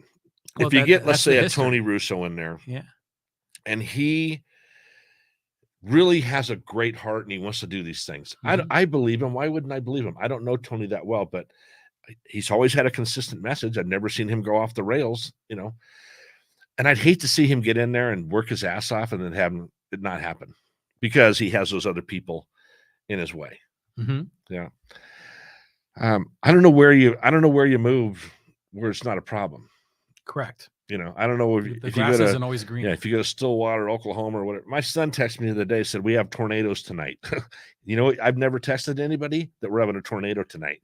He's in Texas, and he says it's 118 degrees. I'm like, yeah, it's not. It's not here. It's hot. It's 89. I'm burning my ass off. He's like, really, Dad? And I'm like, well, my daughter lives in New Orleans. She was during Ida. She was in a level 5 contained building because she's a public relations person and she loves politics. I want to strangle her. And they were having hurricanes, and her daughter and her husband had to leave while she was in this. Now she was safe, but you really want to go out and go, I know I parked my car here, and it's down the street. I got to tell you this story. It's just kind of funny. It's like 20 years ago, we had a tornado in Poway. I don't know if you remember. I do remember. News. Yep. And the day that it happened was that morning I had a vasectomy. So you're the one that did it. And so I came home and I've got like a frozen bag of peas on me and I'm on the couch and all of a sudden there's a tornado in Poway and I'm like, oh my God. So that landed, I'm pretty sure this happened in Garden Road. They lost a couple fences. They didn't fall over. They were down the street. Yeah. And that's where we lived, off Garden Road when that happened. Said, and we're like, oh my God. I remember that. Yeah. Listen, I remember, oh my God. So here's an interesting story. When I was a kid, we had these torrential rains in 78, right? And I was working in a grocery store. So much water, it was running into the doors at Food Basket in Escondido. Oh, wow. We had to shut the store down. And this is really age thing.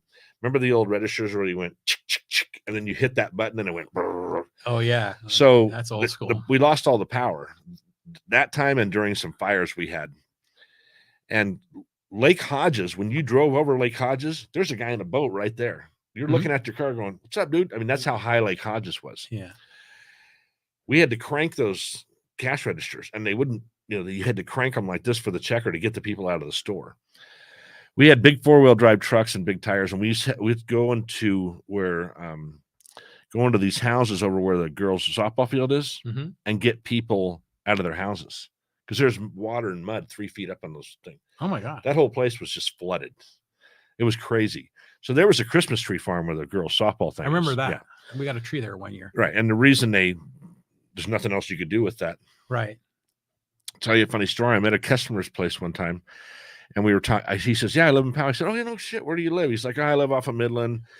And I said, "Yeah." I said, "I'm over there all the time because my daughter plays softball." And I said, "And yeah, there's this person that really has a hard," and I almost said the B word, right?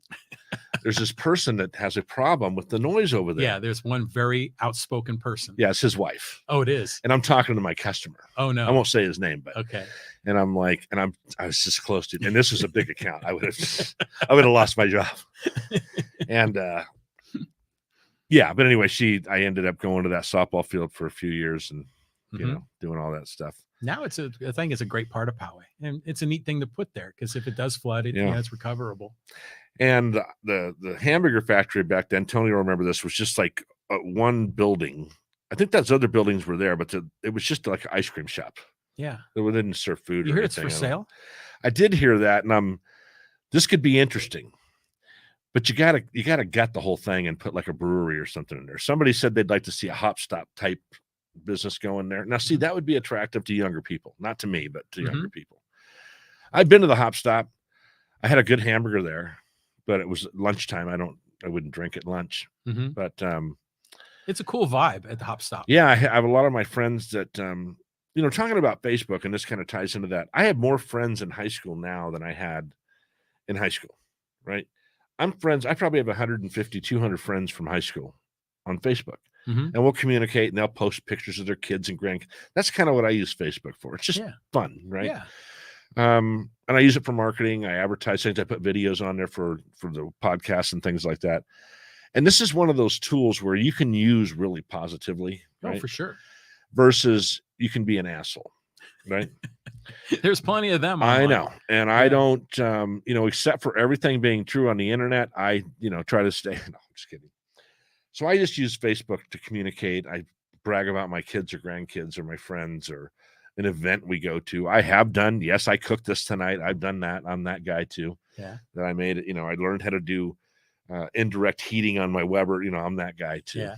But I think there's so many positives to it. And just like we were talking earlier, there's a lot of positives to being in 2022, almost 2023. 100%.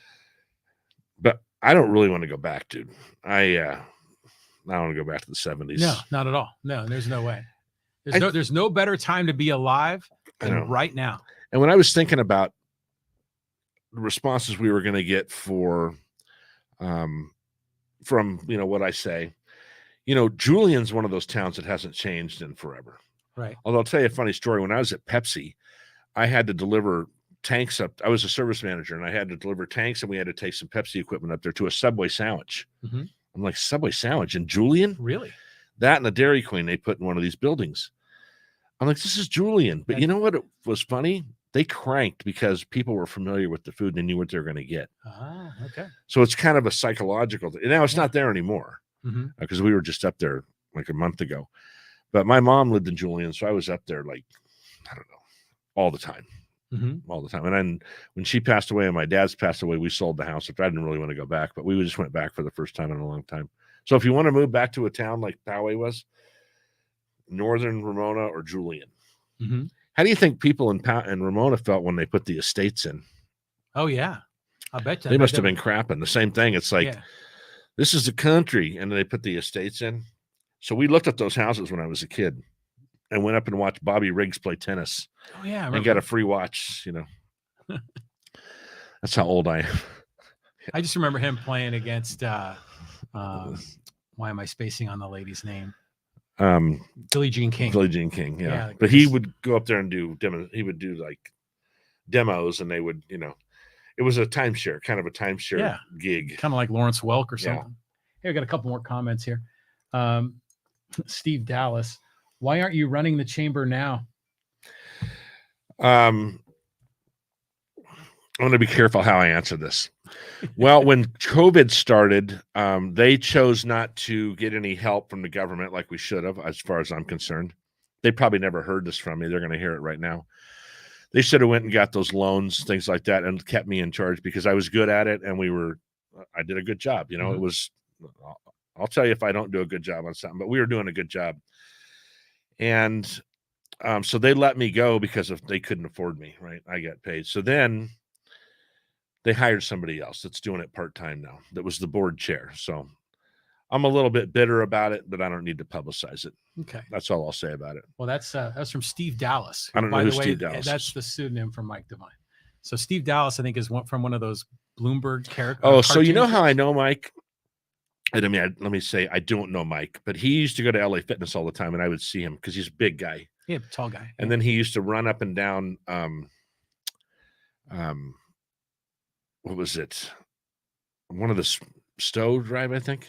Mm-hmm. He would be exercising on Stowe all the time. Does he own a business over there? He's a big time runner, walker, hiker, exerciser. Yeah. So I know what he looks like because I used to see him at the gym all the time. But when you're in a gym, you have headphones on. No one talks to each other. Anybody. But he was one of the staple guys in the gym. This is from Tony Russo. You're a funny man. Love your way of thinking. Okay. And my wife, yes, Denise or Dolores Canizales. She was the one running the chamber. Dolores, yeah. Yeah, she works for school district now. I believe she's still there. And Mike Devine says, I designed the restrooms in the softball fields, designed for floodplain, can be done. Old Stone. That place, I thought it came out awesome.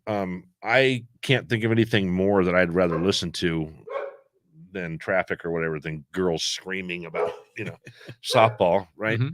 That's a pretty cool sound, right? If that's what I get it probably gets deafening, and they don't play at night anyway. I guess they play late during the summer, but that road right next to it, York. Mm-hmm.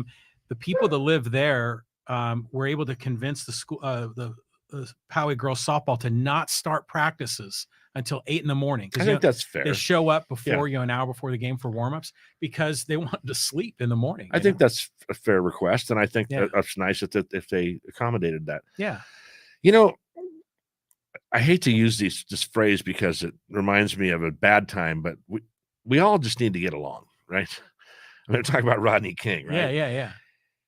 In his infinite stupidity and wisdom at the same time, we really just need to try to get along. We're really fighting each other on a lot of things, and I was not this open-minded years ago. I am much better listener than I used to be, and sometimes if you came to our house and we were to make you dinner and you didn't like something, you're not going to hurt my feelings to say, I'm not eating that shit, Ed. I don't eat Brussels sprouts, blah, blah, blah, whatever the thing is. And I would hope that people would go, oh, dude, I should have asked you, right? Yeah. That's not a popular thing. I don't make my kids eat stuff that I didn't like when I was a kid. My mom forced liver down me about twice, and I'm like, I'm never eating that again. Yeah. I just don't know what. There's always compromise, and Tony was saying it too. There is a lot of things. My dad used to say, "Common sense isn't common." It's not common anymore, right? And when my kids do stupid shit, I go, "Oh, that's because they're kids, right?" Mm-hmm. But when 50-year-old, 60-year-old people do it, I'm like, "Oh my God, what's wrong with you?" Mm-hmm. Yeah.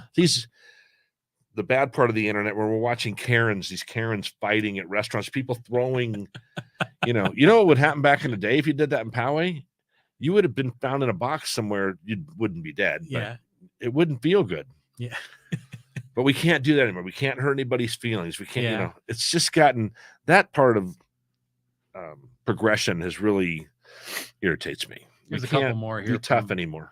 You're right. I mean, Poway must have been a little bit more rough and tumble back in the day than it is now. Yeah. Mike Devine runs Scripps Poway Parkway and the gym. Yeah, I see. I used to see him all the time. Okay. Pete Neal wants to get back to these motorcycles. Ed, have you ever had to make a 3-point turn on a Harley? No. Did they have like a reverse on those things? On a 3-wheeler, they do. In fact, I saw a 3-wheeler today, and I said, if I get that old where I got to ride a 3-wheel Harley, I'm done riding Harleys. Have I ever did? I don't think so. I try not to make U-turns, period, Pete, on a Harley. I'd rather ride for another 15 minutes. And what is your favorite road in SoCal for a half-day bike ride? I told you I went up with Barry Leonard to to, where did we go? What's that? Dudley's. Yeah. Oh, That yeah, was nice. That bakery there, San Um, Isabel. That was nice. My wife and I used to try to get on the bike on like Thanksgiving morning. There's no one on the road. I love the beach, but too much shifting. There's too many lights. I don't know. I miss my Harley, but I just go to Stater Brothers for 5 minutes and watch the parking lot and go, oh, I'm glad I don't have it now. Well, Mayor Voss has like a Vespa or something like that, doesn't he? No, it's funny because they invited me to go. All these guys have bikes. So I was over at Mullen's house. No offense, John, if you're listening. And he's got like I almost said a really bad word. Almost slipped there. Maybe I'm getting tired. Okay. He does not have an American-made motorcycle. We'll say it that way. Okay. All right. And no, I have some friends that are friends with him. I think he's got a Triumph. I think, which that's really not a motorcycle either. Sorry, Steve, but that's like a Vespa to me. Oh, wait, excuse me. Right. He does have a Triumph, but I thought he had like a smaller bike too. No? Well, then he's even weirder than I thought. Okay, maybe I'm confusing things. Okay. So yeah. I'm tempted to buy a Vespa and wear my Harley stuff around Penasquitas. And I would put a full face helmet on so no one saw me with the tattoos. And the big chopper bars on a Vespa?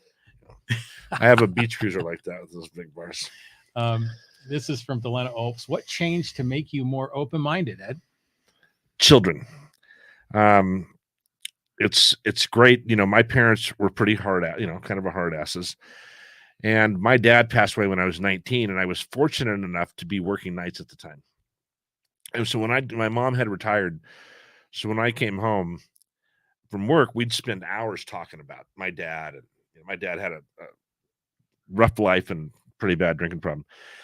And she kind of got me to understand my dad as a person, right? Not as a dad, and her as a person too. So we got to talk about a lot of stuff she liked when she was growing up and things like that. And so the rearing part kind of was gone. You know, we already knew right from wrong. And now it was kind of the educational part. And I did the same thing with my kids. I think I took more of a hard line. So I have 3 kids from 2 relationships. Not everybody needs to know this, but you're going to get it now. And then my wife has 2 children. So that's the 8 kids. And we had 6 daughters living with us in Poway at one time for a long time. Put 6 kids through Poway High. And as I started watching them, first of all, I don't know how some of them have the political views, we'll say. After growing up in my house, I'm like, where the hell did you learn that? Well, you know, they get outside influences and things. Yeah. And they chose, you know, they didn't necessarily, we were Catholics and went to church every Sunday, but they chose to change their views on that too, which as a parent, sometimes that's a little irritating, but I also understand they're their own people. So just that statement right there, being a Catholic is about as open-minded as you can get. So I kind of just got to be a better listener. And when you're around 7 girls, you know, and then my wife, 8, and then a dog, and feeling outnumbered. Yeah, you start to well, first of all, you start to have more respect for women, which I did not have respect for women, but you have a new respect. The podcast I did this morning was with a gal is really an empowered woman, right? And I like working with women better a lot of times. I think they're more organized in my view, and the ones I worked with. So I guess that was a long answer, but just starting to open my mind up a little bit to other things. Yeah. Not everybody likes Brussels sprouts, right? I only like them if my wife makes them. So that's the thing. I have a Brussels sprout story. So when I was a kid, my mom would make Brussels sprouts and we would eat them. And me and my stepfather afterwards, we were watching TV and we'd be farting up a storm. Things that make you fart.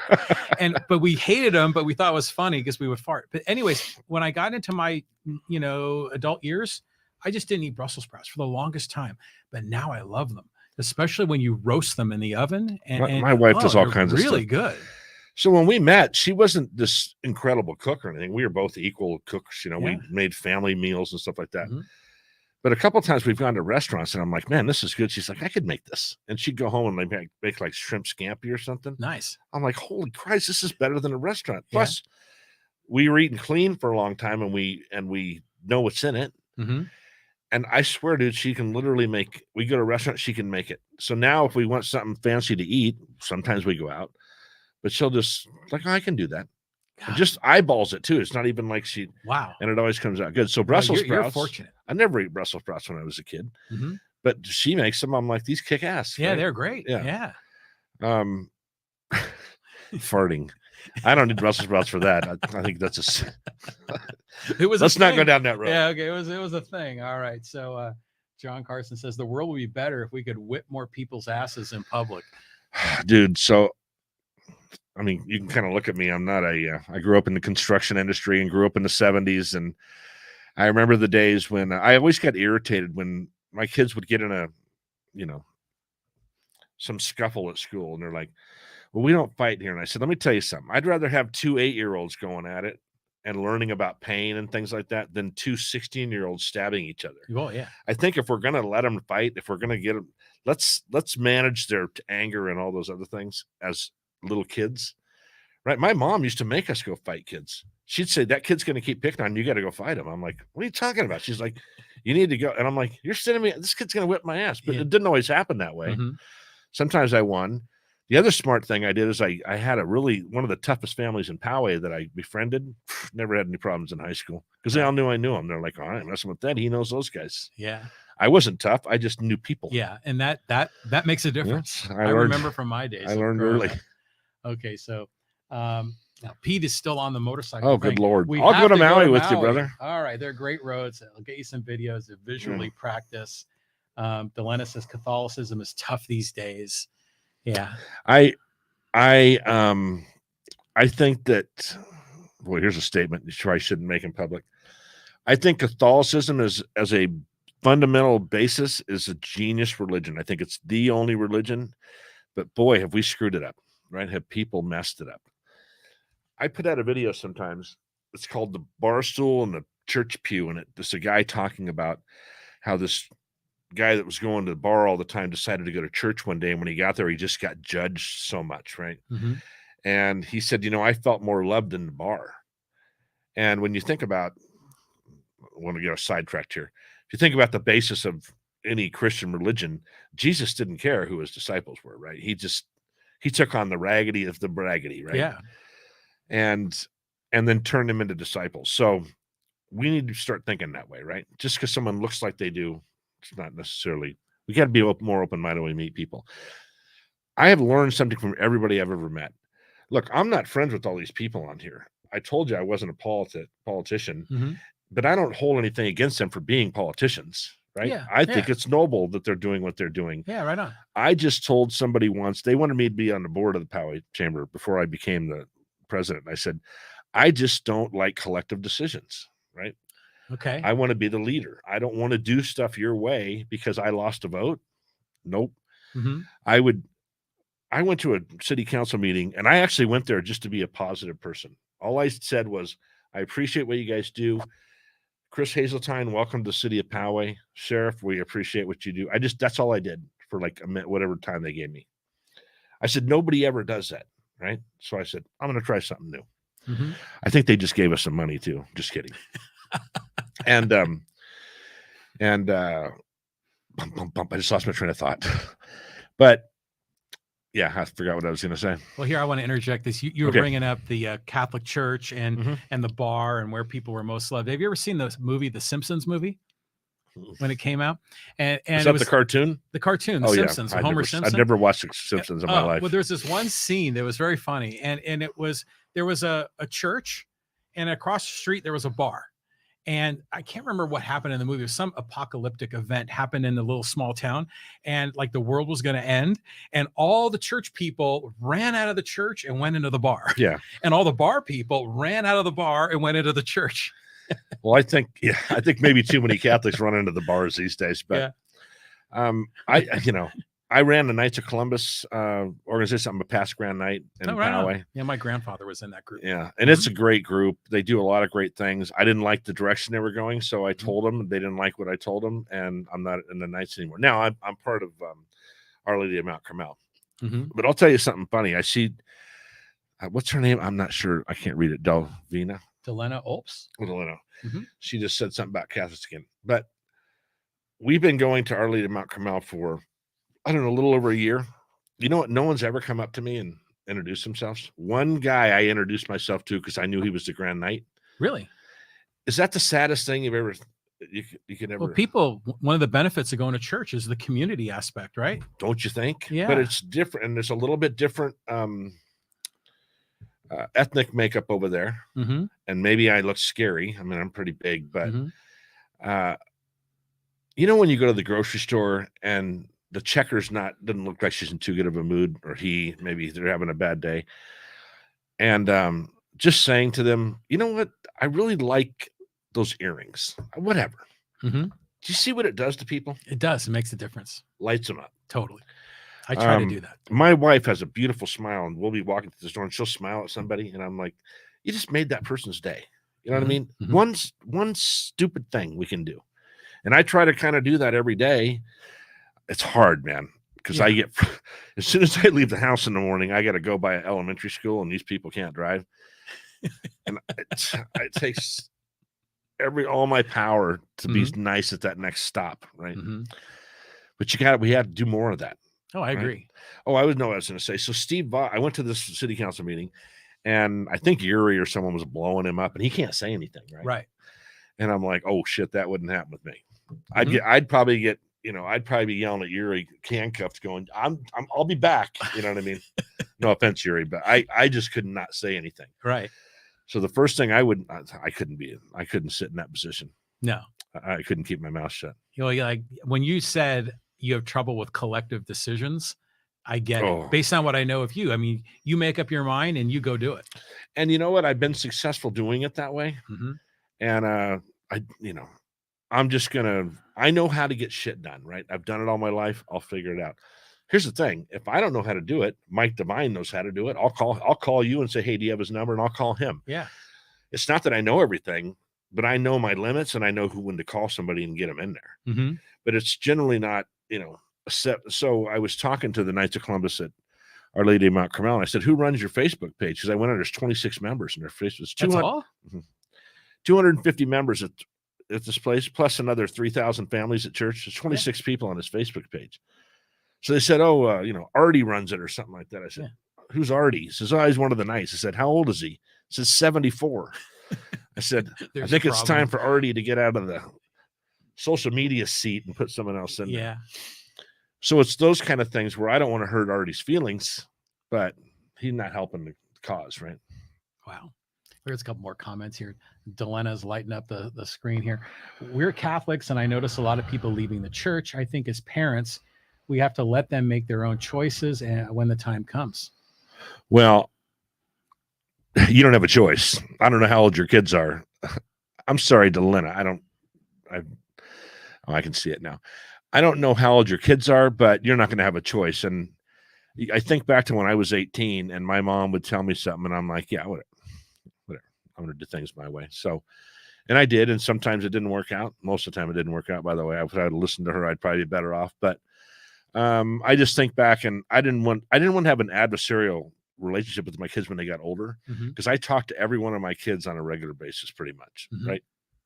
In a good, like, no one's mad at each other.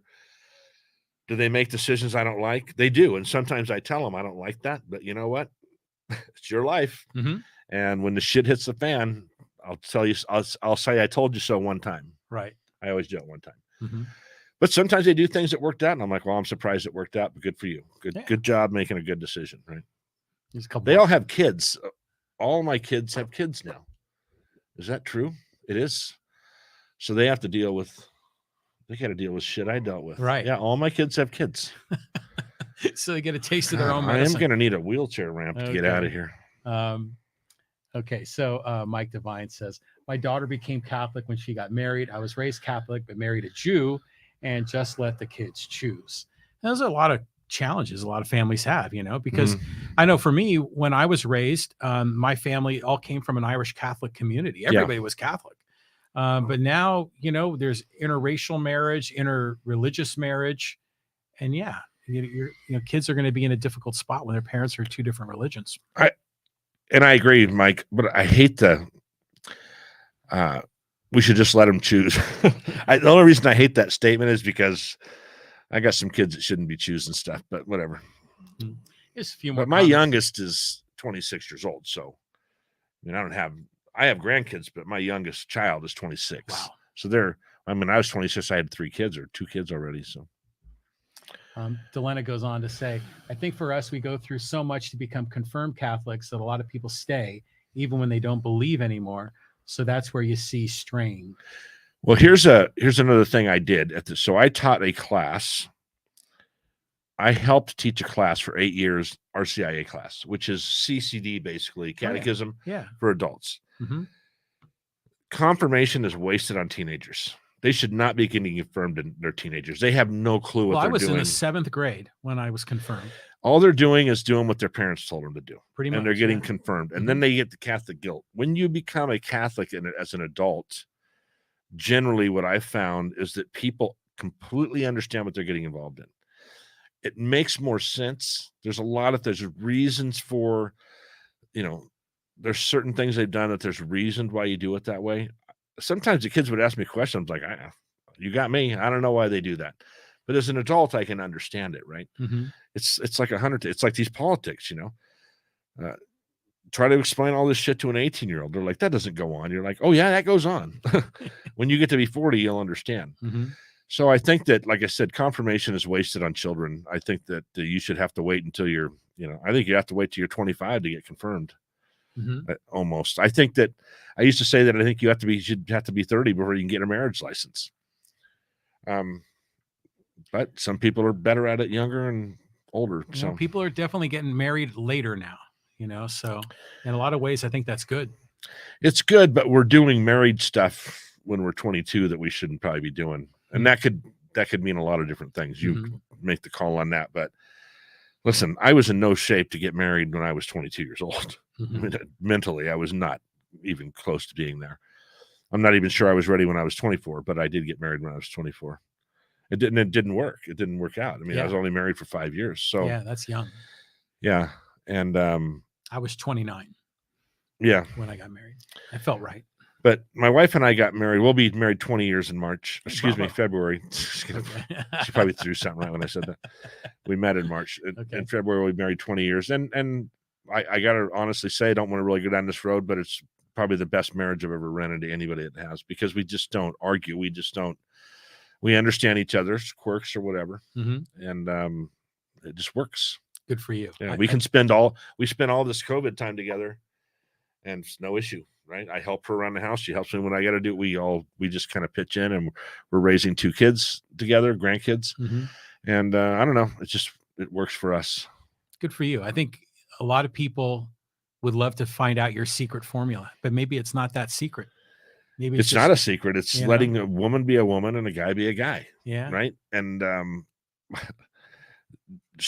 I was 40 when we got married. So it wasn't like I was changing, she kind of knew what she was getting. Do I do stuff she doesn't like? Of course I do, but she does everything she does. I love.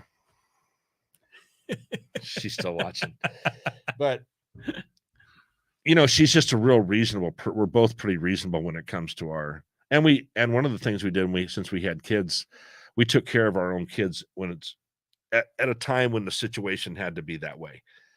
Like, when you fall in love and get married and have kids, your relationship is most important. When you have kids and you get married, you got to make sure those kids are squared away. Oh, 100%, right. So we had at times had to say, look, I got to take care of this one.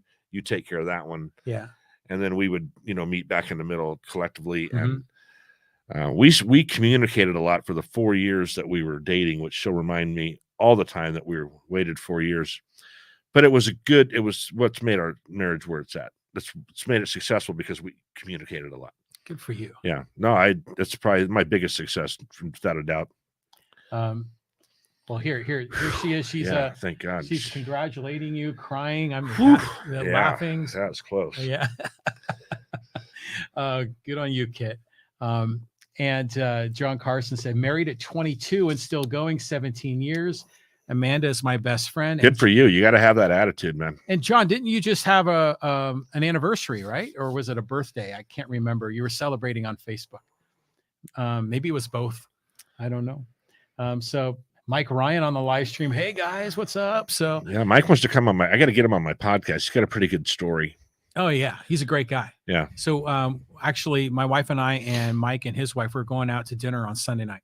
Nice. Yeah, so good. They're good family. Yeah, I'll get him on. I'll get him on there somehow. So let's circle back to Poway. I mean, we're going here Okay. almost 2 hours. So any more thoughts? I mean, like, what do you think is going to happen? Like, we were in this election thing. I know you don't want to talk about politics, but what's the future of Poway? Well, we can talk about politics. Yeah. What's the future of Poway in your opinion? Where do you think this is all going? I think we all need to take a deep breath. And is it perfect? No, it's not perfect. The biggest problem I see is this hole in the ground. I mean, I don't know how the hell you're going to rectify that, because anybody that comes in is going to lose money. Yeah. I mean, there's just no way unless the city buys it. And then I don't know. I don't even know where I was going to go with it.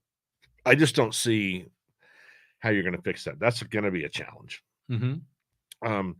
The housing thing, you gotta, if you want to get more taxes in Poway and you need restaurants and you need gas, we did this big thing with the chamber where we were talking about buying local. So you should, if you live in Poway, you should get your gas in Poway, your groceries in Poway. They brought up that these big box stores are killing little guys. I don't agree with that. I don't go to, where am I going to buy shoes in Poway if I don't go to Walmart or Costco? Or where's a shoe store? There's actually one in the Target shopping center. You're right. And we do go buy shoes there sometimes. Yeah. What's that called? I know it's over by the pool place. Payless shoe store, isn't it? No. It's a but it's right next to the pool place. Yes. Kelly Pools. It's not we go there and buy shoes because they got good shoes. Yeah. Like I actually just bought our granddaughter some shoes there. Mm-hmm. So, and groceries, when you go to Stater Brothers, that's not a small business. They're huge. Yeah. So they were talking about Amazon Prime. Oh, that shouldn't be here. Why not? Listen, you're still going to get revenue in from the city in that store, right? Mm-hmm. It's not like when we were kids where you had a bike shop and you had a flower shop. Well, they're still bike and flower shops, but it's not these little, shoe stores or. Well, like it used to be the pet and feed store. Well, there was the feed store too. But, there used to be little neighborhood pet stores, neighborhood hardware stores, and that's Mayberry RFD. Yeah. Talking about marriage, I just saw a meme the other day where nobody in Mayberry RFD was married except the drunk guy that was in the tank all the time. I saw that one. That's good. And by the way, Mayberry RFD, they're downtown, no setbacks. The storefronts are right on the sidewalk. Good idea. And Barney had a bullet, so we were good. The Andy Griffith Show, I guess we should start with that because that was the beginning of it. Changed. I get confused between the two. But you should really buy local. Like I should be buying down the street from my house because that's where the taxes stay, right? So that's important. The car dealerships, I was always wondered about the car dealerships when they came to town. First of all, I was surprised that they were 5 miles in off the freeway. They're about 4.5 miles in. That's an awkward spot. Unless the thought was, well, they'll stop at places on the way in. Yeah, it usually doesn't happen. So my thoughts on, I don't know, man. You ever bought any cars there from the Poway dealers? Oh, sure. Both of our cars we bought there. See, I bought some there and had great experiences. I've been to other dealers and they were unwilling to negotiate. And so I ended up buying the car outside of Poway. And I mean, that's a lot of tax dollars, right? Sure. You want to keep it in town. So I think, like I said, if you're going to get gas, think about it. Get gas in Poway when you're headed out. Gas? Or headed in. Sure, anything. I don't use gas. Well, you don't use gas. You live in this solar-powered electric cars is what we drive. That's a whole nother podcast because I'm not a big fan of those. I know you're not. Well, I'll battle you on that one. Because when you get rid of that battery, I don't know where you're going to put it. You know what we could do? We could put it in that hole on Poway Road. There you go. All the batteries. A battery recycling center. But I think that it'll settle down once this thing on SDG&E is done on Pomerado. It will be done eventually. That was completely needed, by the way. I knew people at SDG&E, and that was a smart thing to do. They should have put a bigger pipe in. Right? Yeah. They should have put a bigger pipe in, by the way. Well, put as big a one in because you're going to be pulling that out again in 15 years. Yeah. That's just my theory. I think the apartments. They just look like apartments to me. So there were no such thing as a townhome when I was a kid, right? You had apartments, you had houses. That was it. But then they turned the apartments into townhomes. I don't know how they did that. They said, you're now a townhome, and they cost more. Or you could buy it, right? I don't know who's moving into those places. The people that my kids go to school with are so much younger than me that I don't really talk to the parents. They may live in places like that. I don't know. I've only lived in an apartment like once in my life. The rest of the time I either rented a house or I lived in a house. Yeah. I don't know how you would manage kids in an apartment. I know people do it, like these heroes. I just don't know how you would do it. That would be tough. I'd be throwing them out the windows. I mean, I'd say, get out of the house. But so my view on Poway, it's going to look different in 5 years. There's no doubt about it. For sure. I think it'll get all worked out. But I don't think politics is the answer. I think economics is the answer. You're going to have to get those people in there so you can bring some businesses in. Mm-hmm. Will Poway be better in 5 years? Well, I'm going to contradict what I said. It was better in the 70s as far as the layout was, I don't want to be back in the 70s, but if you want to live in the 70s, in the city, in the country, Poway is not the place to stay. That's going to change. Yeah. Well, I think it's done. Those horses have left the barn, as they say. Yeah. I'll tell you the biggest thing that disturbs me in Poway, and there's nobody has an answer to this, is these really shitty looking buildings that are empty. Mm-hmm. They just sit there and nothing gets done with them. Yeah. Like that one next to Lienzo Charo. That's the classic. Because that is a nice little chunk of property. You'd have to scrape that thing off of it. But so let me back up a little bit. When I was with the chamber, before all these plans started, before I was running the chamber, this woman came in from the city. I think she was like I don't know if she worked for the city or she was just on this. They were showing us that plan, right? And they were showing pictures, and there was a couple of pictures where the sidewalks were all cracked and everything. And I said, whoa, back up to that slide. She goes, what slide? I said, the sidewalk slide. So she backed up, and I said, isn't that Poway's problem? Isn't that the city's problem, that sidewalk? Yeah. I said, you got a trip hazard there, and you're saying that all these people don't take care of their signs or their building and everything. And this is a great example of why they don't, because you don't do anything at the city. So I kind of got this lady's feathers ruffled up.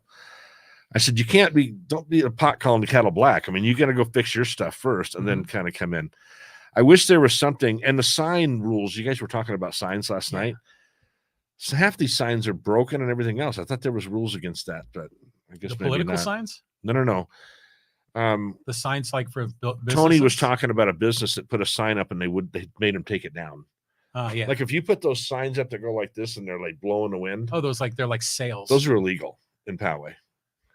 In certain malls and stuff, and they would come take them. Like they took my friends from a couple businesses. Like the city officials would just seize them, and there's some sign guy apparently or sign girl that goes around and takes signs off. Well, I know they do that to political signs. Yeah, so they kind of let it go during COVID, and then all of a sudden they stopped and kind of went back to the old rules. But if you go by that place next to Lienzo Charo, that's got the sign's broken. Everything's broken at that place. Yeah. So why can't you come in and say, you got to at least mow the lawn, right? Right. Do something. Throw a coat of paint on it. That place has been empty now for forever. At least 15 years. Yeah. See, were you here when there was a Pizza Hut right there? Right next door? Oh, well, maybe. That sounds a red familiar. roof. Used to be a red roof Pizza Hut. Okay. And dude, when I start talking to you, I think of all these businesses that used to be there that don't exist anymore, but they don't exist anywhere. It's not like, it's not like they're in Mira Mesa now or something. Well, remember there was a toy store in, was it in the Creekside Shopping Center? One of them. And eventually the people said, oh, well, Walmart put them out of business, because it was a mom and pop toy store. Do you buy stuff from Amazon? All the time. So do we. You know why? Because it works. It's a good business model. If you want to, you can sell stuff on Amazon. So all these small business owners, they're going to have to ship at times too. Yeah. No one comes out and puts gas in my car anymore. And I know they don't put gas in yours because there's no gas, but no one comes out and does full service for me anymore because it doesn't fit the business model these days. So do you know that the U-Haul place used to be the bowling alley? That was a bowling alley in there. Really? Oh, yeah. That was the original Poway bowling alley, not Poway Bowl. Interesting. I didn't know that. Yeah. If you go in there and you walk down in their storage units, those used to be bowling lanes. Really? Yep. And the store, after that bowling alley, they opened the bowling alley and they moved it. That store in there was a toy store. We used to buy skateboard stuff there. Okay. And you know where Walgreens is? Used to be A gas station and a car wash. Yeah, it was Golden something, right? Golden, yeah. Golden State Gas. I remember that. Now, so some of these older Poway people, would you rather have that being that broken down shit gas station or a Walgreens? Yeah, well, Walgreens. Of course. Yeah, of course. It's attractive. You can get medication there. And they have a place to charge your electric vehicle there, too. And you can charge. I just want to go there and like plug in my phone, just stand there. What are you doing? Just charging my phone. Change is hard. We're going through a lot of change right now. And for a long time, it was kind of kept at bay. Poway was kind of quiet. There wasn't a lot going on for a while. I agree. And then all of a sudden, it's like the floodgates have opened and all this change is happening. And that could absolutely be the current council, right? How long has Voss been in there? Since 2014. Okay, so that could absolutely be on him. But you know what? Y'all voted him in. Yeah. Somebody voted him in. Well, he campaigned on stating that this vision of transforming Poway Road, I'm going to do it. And he's doing it. Well, I wonder if it's the same vision he had before. Well, that's debatable. But for the longest time, it was just a lot of talk, and he's taking action. So, yeah, I think a lot of this is because of the leadership in the city. I will say something to Pete, though, about riding motorcycles. I could put a blindfold on and ride a motorcycle down Poway Road and tell you when I get into San Diego. The difference in roads. We got a ton more questions. But go ahead, dude. I got 2 hours. You good? Okay, let's take them. My wife. All I have to do is go talk to kids. Are you okay? No, I'm fine. Okay, so let's see here. Where do we got a whole bunch of comments here? Where have we left off? Here we go. This is from Steve Dallas, aka Mike Devine. Why did the city engineers allow the outpost to get so bad and not speak up? Are you in favor of the traffic studies that will add stoplights on Poway Road? I'll say it this way. When they come to me, they don't have to come to me. I'm just a citizen. I was just a citizen. Whether I was running the chamber or not, I just had a job. And they say, hey, we did traffic studies and all this stuff's going to work out. I'm like, all right, good for you. You know, what am I? I'm not a traffic guy. Doesn't seem to make sense, but they were going to put some driveways in and do some things to kind of divert traffic. I don't know. Who am I supposed? I just believe them. That may be the most ignorant thing I've said today, that I just believe the government. But who am I to say? I'm not a traffic guy. If they've said they've done the engineering and it pencils out, then they did the engineering and it pencils out. I'm not seeing a lot of that happening, but of course the Fairfield thing isn't done. There may be there were supposed to be some driveways in there that were going to divert traffic, and then somebody mentioned a stoplight. I never heard the stoplight thing. I heard that they were going to have to put a stoplight so people could exit the Fairfield project and then turn left or go west on Poway Road. I hate stoplights. I'll tell you, they put that one in at Lowe's, and I used to live in Garden Road. Right. And it was just another pain in the ass stoplight. Yeah. And after one of your political candidates came on, I took my daughter to Maranatha and had to come back to Penasquitos. And I hit every light. Don't you hate that? Every light I hit, and I'm like, and it's usually when you're in a hurry too. Well, that road's like 45 or 50, so you're not going 35 and slowing down. Oh, yeah. You're starting to ramp up. And yeah. Everybody owns a Tesla over there. Yeah. So I'm trying to keep up with my those damn electric steam car engine. People, yeah. And I'm shoveling coal in that Chrysler, and it's just not going as fast. Okay, so my answer is no. I'm not. I hate stoplights, but they're going to have to do something, obviously, if enough people show up. Yeah, and hopefully they synchronize them. That's what we were talking to Tony last night about. So there can be some flow. I'll tell you one. Garden Road School. I was up seeing my sister in Sacramento, and I had to go pick up her kids from school. I think we were watching them actually when they went on a vacation, and they had this light that would swing out during school exchanges, right? Really? And when it was done, it would swing back in. Wow. And I brought that up to the city council one time. I said, dude, I saw this light. This is badass. I've never heard of such a thing. And that would have been perfect to Garden Road, right? Because they had Floral and Garden Road, and people would kind of race through. Yeah. But it would actually electronically, you push a button and it swings out, acts like a stoplight. And then when everybody's gone, back in. That's a great idea. It was slick. And I think innovations like that would be awesome. Technology solves so many problems. So many. Here's lovely Kit, Famous Footwear. That's the name of the shoe store. She's my memory. Yeah. She's younger than us. This is like, it's like a game show here. Delena Alps, I agree. Shop local. Our mayor should not be asking for where a good pizza shop is because his favorite place in RB closed. Well, That's a Paul. Yeah, that's just stupid. Yeah, thing to say. I know that place. You know what I would never say? What? Like that sentence. Yeah. If I was the mayor. Yeah. I'd be showing up at every local place I could show up. Absolutely. But I don't know. To be honest with you, no offense, Steve, or offense, whatever you want to take it. He doesn't always say the surface things. He needs to take a PR class, I think, sometimes. Mm-hmm. He tries to be that I'm old cowboy. Yeah, well, people don't hear cowboy, dude. They hear ignorant things like that, unfortunately. Mike Ryan says, haha, put the battery in that hole. Yeah, Mike is a car guy, no doubt about it. Also, I'll tell you a funny thing. When that rope water thing, whatever, we went on this, and it was actually Steve Voss's thing, eat local, tip big or something. Do you remember that tip? We had this. Well, that was during the COVID thing. Campaign. Yeah. No, not during COVID. This started the. This was during that rope thing. We had 2 campaigns that we did. Yeah. We did a shop local thing, and then we did the big tip big. Yeah, I remember. We went out. We honestly, as a chamber member, I was going out to eat all the time, and we are not. I told you already, we don't go out to eat very often. Not because we don't like the restaurants. We were watching our weight. There was other reasons why we didn't do it. But we probably ate out more in those 2 months, and I stuck to what I said I was going to do, right? It was silly for me not to do that.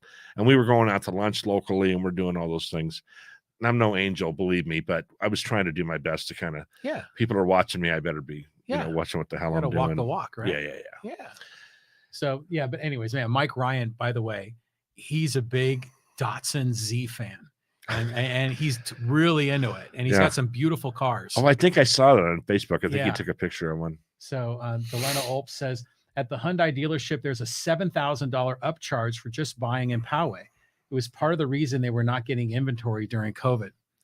I went there and talked to them about the Hyundai Ioniq 5, which is one of the new EVs from Hyundai.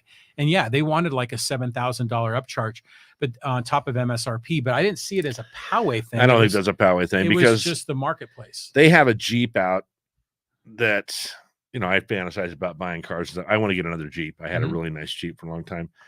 And they have a 392 Jeep out now. So they got a V8 in a Jeep Wrangler. Really? It's badass. Wow. $25,000 markup. But you know why? They're selling them. Well, yeah. I got news for you. If I'm in a business and I can mark up shit 25% or 30% and I can and they'll buy it, I'm going to drive that Jeep. Right. Exactly. That's just business. I mean, that's just the way things go. Because the supply chain has created a lot less, supply of parts. And so cars are a lot tougher to get. So, it'll that stuff like that it'll go backwards a little bit.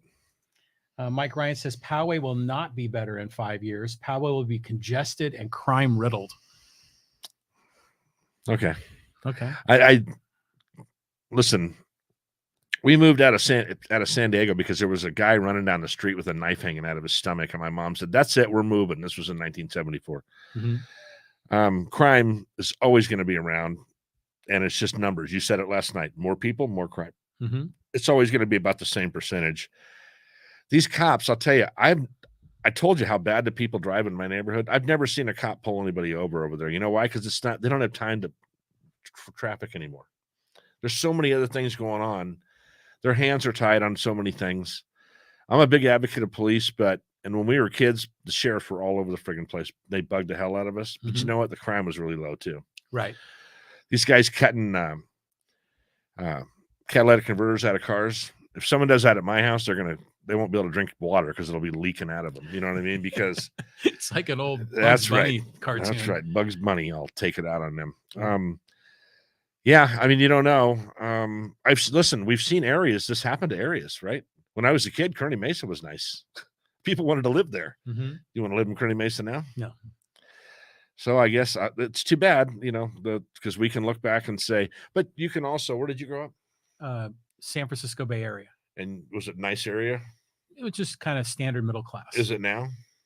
It's way, way more expensive now. Yeah. Stuff changes. Just because the Silicon Valley has completely changed everything up there. Yuri Bolin on the live stream. They are cleaning it up, and I have heard it'll be something soon. I think we're talking about the building next to Lienzo Charo. I think that's what he's referencing. He goes on to say, I don't know for sure, but I heard through the grapevine, possibly a veterinarian. That John says that place is a Mike Foster building. I know he's either the owner or the commercial property manager.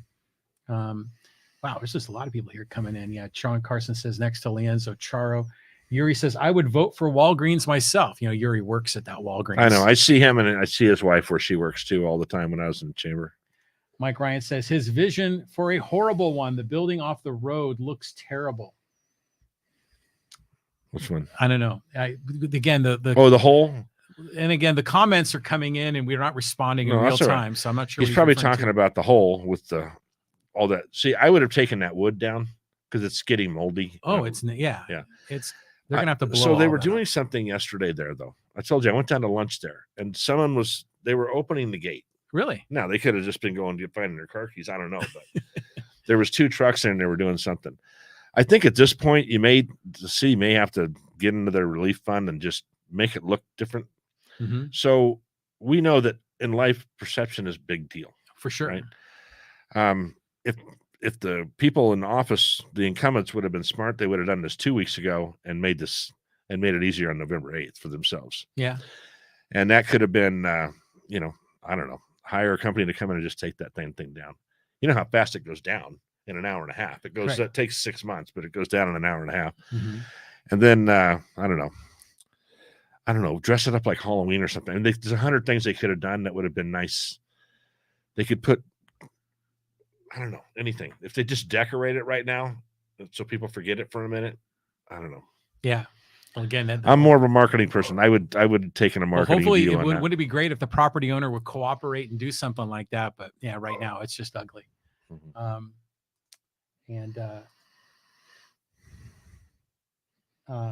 Mike Ryan says, I assume he means Voss's vision is a horrible one. Yeah, he goes on to correct that. Mike Ryan says, Ed, you are down the street from me. Because Mike Ryan, his family, they live off of Garden Road. But you're not. I was. Yeah, I'm not now. Mm-hmm. Delana Ulp says Poway Road's supposed to get like 3 more lights. Yeah, that'd drive me nuts. Yeah, that'd be brutal. Delana says the light is a great idea. Keep our baby eagles safe. That's some Garden Road right there. Well, they got to do something. I mean, I'll tell you, for you guys that didn't grow up here, Twin Peaks and Espola, right? Yeah. When I was a kid, there was nothing there. No stop sign, no nothing. And it was like rolling the dice, man, when you went through there. So the people coming down Espola or coming down from either way were 90 to nothing. And you were like, right? Oh, no. I could picture that. Yeah. Well, some kid got killed. His last name was Brown. He got killed going to school. Oh, man. And they went, oh, shit, we should do something. I'm like, no kidding? Really? Yeah. No one stood here for 5 minutes and watched? Mm-hmm. And they put a stoplight in, a stop sign. Now there's, of course, a stop sign there, or a stop light. But, I don't hate to agree with Tony, but he said something last night. What's it going to take for somebody to get killed first before they do that, Yeah, we're talking about Stone Canyon and Martin Court. Yeah, and I don't really know that intersection. Yeah, it's just down the road here from us, but it's a tricky one as well. Nothing like what you were describing. Dude, Twin Peaks. You'd have trucks coming down that hill, and people are like, should I go? Should I? And you talk about going to school. There's kids driving. Like I was a kid. Right? Yeah. It's hard enough getting out now with reflexes starting to, go backwards and not knowing how to drive and trying to do that. So that Garden Road intersection, man, I've seen so many close calls at that. I started that dad's club. I told you, you saw my yeah. And so I was at the school. I just walk my kids to school every day, and I saw so many close calls at that place. Yeah. Then they used down that because street. they used to have people out there doing traffic. They're gone. They don't do traffic there to cross kids. I don't think they do. You'd have to ask her, but I don't think they do traffic there anymore. Oh, that was so important because that's just the kids do it by the school, but they used to have a gal at there was always at the light at the like stop sign. Yeah, no, really? I don't think they do it. I haven't been there in a couple of years. But and Steve Dallas, Mike Devine says you need to synchronize all the lights in Poway. Yeah, that's for sure. Mike Ryan says Poway charges higher prices for vehicles. Always been that way. I was happy with the deals I got. I don't know about that.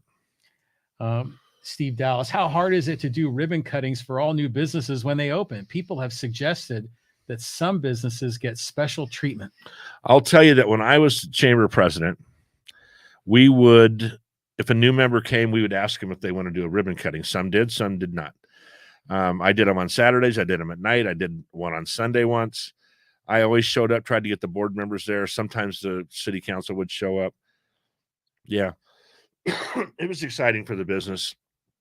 The trip about running the chambers, I would get people that joined the chamber, and I knew they were going to be at our business in 8 months, a year. Yeah. Oh yeah. You just know. When I was at Pepsi, we would, these salesmen would say, hey, I got this new job. We'd go and put equipment in at this pizza place. And then 6 months later, we'd come take it out. Mm-hmm. And then 3 weeks later, they'd open another pizza place. And I'm like, why would that one work? And the last one, I went to this round. Were you the chamber president when they did the ribbon cutting ceremony for Chick-fil-A? Yep. That was fun. That was a sensation, wasn't it? Yeah, it was cool. That guy's a cool guy, the owner. Yeah. And of course, all the people, all the council members showed up. Yeah, that's what I'm saying. It was a big to do. They had a chicken there. Is that what they have? A chicken?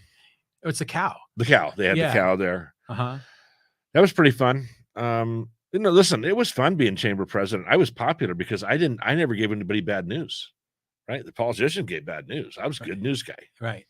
No one ever was mad at me, except the board members, but I didn't care about them. So it was fun being in that position. And I was good at it. We had in the last 5 months of me doing that, we had over 100 people at every mixer for 5 months. Oh, that's great. Had 180 people at the Dodge dealer for a mixer, for the pre-rodeo mixer. That is awesome. Yeah. So we did some creative things. And I mean, I put wigs on, I put beards on, I did commercials for Halloween. I did all kinds of shit.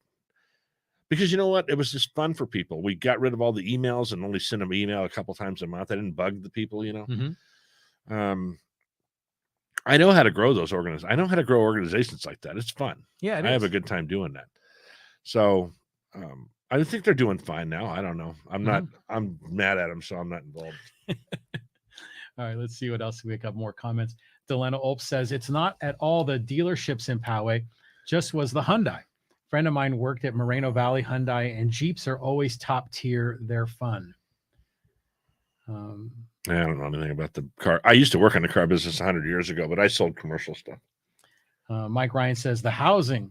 I think he might be referring to a previous post there. He has by the barn across the street. I think he's just upset about, the Poway Commons and the former Picnic and Chicken, El Armando's. So that used to be where they put those housing up on Terrascan across from Taco Bell, across the street on the north side. That was a bank forever. Yeah, and then it was abandoned, right? But then it was then that guy, that trainer moved in. I told you that trainer. What was his name? Andy Parker. Andy Parker. Yeah, he was there for a while, and I think my mom banked there. I think Kit's mom banked there too. And it was nice parking lot. It was always taken care of, and I think it was a Security Pacific. Do you remember those? Yeah, Security Pacific. Yeah, really old time bank. It's like savings. And let me tell you, going back to the 70s and early 80s, the road looked like shit. By the way, no one kept up their buildings. There was no remodels of buildings. One of the councils started giving incentives for them to clean up things, and they did at what's the one where the Irish pub is? They refaced that whole place. Oh, yeah, they did. Yeah. It's next door to Walgreens. That kind of stuff I thought was awesome, right? Yeah. So they come in and they clean up everything, and it looks that center looked really drab before they did that. I remember that. Yeah, well, I remember when they had a hitching post outside. Yeah, I remember that too. That's where the Irish pub is now. So Harry used to own a bar, a restaurant bar, dance place called Whiskey Creek, and it was also called the Ivanhoe. And it was where the Nissan dealers' used cars are. Kathy Peterson got married there. Oh, okay. Or had a reception. That's across the street, like across the little street from the main dealership, right? Yeah. So there was a restaurant bar there for a long time. Oh, wow. It was a decent restaurant. Harry, mainstream guy, owned it. Oh, he started it. I didn't know that. Yeah. He's been in town forever. I didn't know that. Wow. Yeah. Okay. And we could walk home if we had too much to drink. We could walk home to Garden Road, and it actually happened a couple times back. Back in the good old days. Yeah. Delena Ope says Voss is the only incumbent right now, but I agree someone should do something though. And I think we're talking to there about they still have a crossing guard. So I think She's okay, good. she's I'm referring glad. to the traffic at Garden Road. Someone needs to do something. No, to I'm slow glad they people have that down. cross because they had the kids there, and they also had a parent with a sign there for a long time, and then it Yeah. went away, and maybe they're back now. Yeah. These kids don't know. I mean, they don't look, right? Yeah, They're they're fourth and kids. fifth graders doing that, right? I mean, that Yeah. you need an adult. And the now. parents will drop them off in bad places. I get mad at that at the school by our house. They just drop them off in the middle of the street. I'm like, what's wrong with you? Yeah. Giving the kid, it's like the kid does it. It's like a Mario Brothers. They have to dodge cars. Like Frogger. Yeah. Pete Neal says, just today I took a drive through the housing in Poway Commons with my 360-degree camera. Oh, that's cool. He mounts it on the top of Calypso, his Corvette. I'll share it with you on John Riley Project's Facebook page when it's done. This is so you can take a look around yourself. Oh, that's cool. That'll be a good video. Yeah. Yeah. Mike Ryan says, didn't Tony used to own that Irish pub? No, he owned O'Harley's, which is in the Walmart shopping center. Right. Yeah, Tony Russo did. So I just met the guy that owns that pub at the Poway alumni golf tournament. Rob Goforth. Yeah, he came up to me and we started talking, and he goes, "Yeah, I own that pub." I said, "I've been thrown out of your bar, actually." After, Yeah, Rob's a good guy. yeah, he's nice. Yeah. He said to come in. I'll go in to see, and I do remember his name was Rob. Yeah. He was super nice, and I don't know if he went to Poway, but he was there playing with somebody. He's very. I remember him from Poway National Little League, and he's got two twin sons. Yeah, and I'm not sure if he has any other children, but yeah, he's a great guy, big sports guy. yeah, seemed real and nice. he owns a number of similar pubs around town. He's a young guy. Yeah, he's younger than me. Yeah. So, Delena Ulp says, but they do need something because so many people just blow through that area sometimes. They do. People have asked for speed bumps on Garden Road or a light up crosswalk. Those are a good idea. We see a lot more of those. Those seem to work. Steve Dallas, the good news guy. That's Mike Devine. So that's his fake name, just so he can bypass places that are banning him on Facebook. And Yuri Bolin, yeah, I've known Rob since 1993. So yeah, how about Rob Goforth? So it's funny. I'm glad you do, Yuri. When someone puts a year down like that, and in my mind, that doesn't seem very long ago. I agree, but that's like 30 years ago. Yeah, and then people go, "Well, when did you graduate high school?" I'm like 80, and they're like, "Oh my god!" And I'm like, "Totally true." Yeah, 1993. So I had, that was my fifth child was born. Wow. Yeah. So when he says that, in my mind doesn't click fast enough. Yeah, you end up doing the I'm math. like, well, that's not that long ago. And then I'm like, oh shit. Yeah, she'll be 30 so pretty soon here. Yeah, Yuri says, from Carmel Mountain Irish Pub. That's another one that Rob owns. Is the one right by. So I was talking to him about that. And I didn't think he told me he owned that one. Yeah, I know where that one is. Yeah, it's right by the that Italian restaurant. Yeah, the Olive Garden and the Bevmo. There's that one little Italian restaurant in the corner. It's really good. Super good. Which one? In Carmel Mountain? Mm-hmm. It's a hole in the wall on the end of that thing, and it's inside seating and outdoor seating. I know exactly what you're talking about. I live over there now, so okay. Yeah. Well, it used to be the Luna Grill. Used to be there, right? Yeah, that's it. That's what I'm talking about. And then they opened up the one right next to the shoe store. No, this is called Cafe Luna. Yeah. Yeah. The other place is Luna Grill. This is called Cafe Luna, and it was like a white tablecloth restaurant, if I remember. Yeah, but I think they're having some issues. I don't know. Okay, well, Rob owns the Irish pub that's right there. Oh, see, I thought I asked him that, but then there's another one at. Well, never mind. So Delena, this is great. We're all having a fun conversation amongst ourselves. So Delena Ulp says, yeah, Cafe Luna. That place is good. Pete Neal says, here is the link to the Commons video. Okay, well, great. Thanks for sharing that. And then, we'll share that as well on Facebook. So that gets a post all to itself. Yuri Bolin, Cafe Luna. So I'm having fun. You having fun? I'm having a great time. Just as soon as we get that vodka out, and you guys are all invited to come over too. The gate code is just kidding. Yeah. It's crazy. Yeah. So, that'd be fun. Actually, listen, John, a happy hour. It's kind of got to this point in my life where I don't really want to argue anymore. I took a job as a sales manager once, recently, actually, about 2014. And I said, look, here's how it's going to happen. First of all, I'm not changing anything. We're all going to do exactly what you're doing right now. I'm just trying to figure out how I can help you guys sell more stuff, right? Mm-hmm. So I get paid more. It's just selfish. I want more money too. Win-win. Second thing is I was married twice before I met my wife now, and I don't want to argue anymore. I don't want to argue with kids. I don't want to argue with the lady at the grocery store. I don't want to argue anymore because there's just nothing good comes out of it. Because I'm going to say something. I said something on my podcast the other day. I said, if you challenge me and start to get me irritated, I'm going to say something that you're not going to believe could come out of anybody's mouth, and it's really going to hurt your feelings. And I'm not going to mean it to be mean, but to end the argument, I'm going to say something you're not going to like, and it could be about your mom. It could be about a lot of different things. I'm just telling you. Mm-hmm. So I would just rather not argue. There's a solution to everything. I don't like the fact that I have to say I have to agree with Mike Ryan and say I don't think Poway's going to be great in 5 years. I hate that because it was a great place to grow up, and we talked before we started that it took a long time, and then all of a sudden, it's like we just fell off the end of a cliff, and now it's like, oh shit. Yeah. So when they did start all this building, and I was in the chamber, I was surprised that I'm like, okay, well, that makes sense because they said, and then, whoa, when's that? Why is that going? Well, shit, that's going up too at the same time. Mm-hmm. And I had said to the guys, I told you, why you couldn't have staggered this a little bit? I mean, is this kind of a take the medicine now and get it over with kind of thing?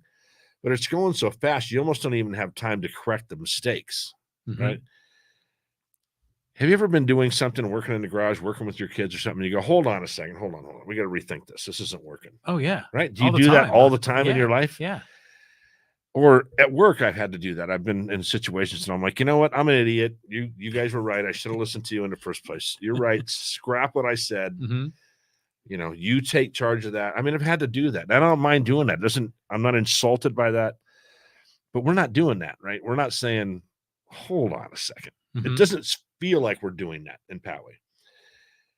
Like when they hit water and all that, and they said, look, we can't build on this, I would have went, oh shit. What are we going to do now, dude? I don't know. Well, you guys hit the water. Are you going to figure out how to fix this? Because the thing is, even if you decided, you know what, we're going to fill it back up and then build a building on top of the dirt, right? Let's just say they did that. Yeah. You ever known anybody that's filled in a swimming pool? When you fill in a swimming pool, you have to drill holes in the swimming pool. You have to get a permit to do this, by the way. You're supposed to. And you put dirt in the pool, and you got to keep packing it down. Pack until like you squeeze all the crap out of everything, right? Mm-hmm. So you can put something on top of it. If they fill that hole up, if they go just find a bunch of dirt somewhere and start filling it up, it's going to take, I don't know. I mean, Mike, you decide 2 years to make that thing buildable again. It's got to settle. Yeah. I hear you there. We do live in an earthquake country, by the way. That's why they don't build buildings out of brick. Mm-hmm. Anybody you've seen build a building out of brick, they're from Chicago, and they didn't get a permit, right? Brick will work. No, they won't. Not in California. We don't know. And if you've ever looked at, I had 2,500 square feet of concrete poured when we did that remodel, stamped concrete, and it cracked. You know why it cracks? Because the earth moves. Yeah. It doesn't crack because I dropped something on it. Mm-hmm. It cracks because the earth moves. So that irritates me, that hole. I can almost live with the buildings, with the hole, with the mold, and I'm like, shit, man. You know how much trash is probably in there that people just come by and throw in? Yeah, it's got to be bad. It's got to be bad. Yeah. Okay, just take a couple more, and then let's wrap up this bad boy. Okie doke. We'll have to do this again. Yeah, we should do it with vodka. I did a couple. This is a funny thing. When COVID started, we did a couple happy hours on, and I did a Facebook Live. Yeah. And I wasn't drunk or anything, but I was funny. Well, I thought I was funny. Yeah. Probably not. That's how I am. Maybe other people weren't. Too. And they were a blast, dude. So we'd have, and I'm like, what are you guys drinking? And they'd hold up their drinks. And, we had like 16, 20 people on those podcasts. And it was on I did a couple live Facebooks. That sounds fun. Yeah. It really does. We should do that. A lot safer. I didn't have to drive home or anything. Let's see. There's a couple more comments here. And Mike says, sorry, Ed, but I have concerns about the growth. I love this town. That's Mike Ryan. Yeah. Well, yeah. And he's younger than us. He has kids in school, right? In college. Oh, okay. Mm-hmm. Delena Olps says, and there's lots of mistakes happening. I think we need to evaluate Bob Manis. Who is he? I'm not sure. Tony mentioned him last night. Yeah. I've heard his name 100 times, but I don't really know who he is. Yeah, who's Bob Manis? She'll tell us.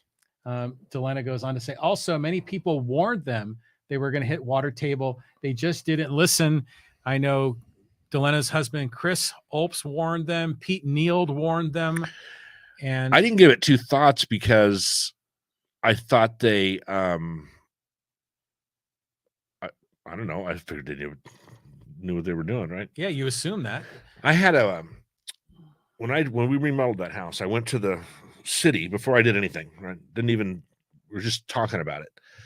And I said, hey, how many footings do I have to put in to put a second story on my house? Mm-hmm. And the person at the permit place says, well, your footings right now can hold one roof and one floor, and your bottom floor doesn't count, right? Because you just have walls sitting on the footings. Mm-hmm. I'm like, well, shit, this is going to be easy. Mm-hmm. So I hire an architect. He does the drawings, and he says, you got to get a structural guy. So I hire a structural guy. It's only a couple grand to do it. Comes back 19 footings in the house. Some of them 3 by 3 by 3 feet, right? 3 by 3 by 3 feet. I'm like, why? He says, I'll tell you why. Because if they come and do a soil test on your house and it fails, you're screwed. You're not going to get a stick done in this house for 6, 8, 10 months.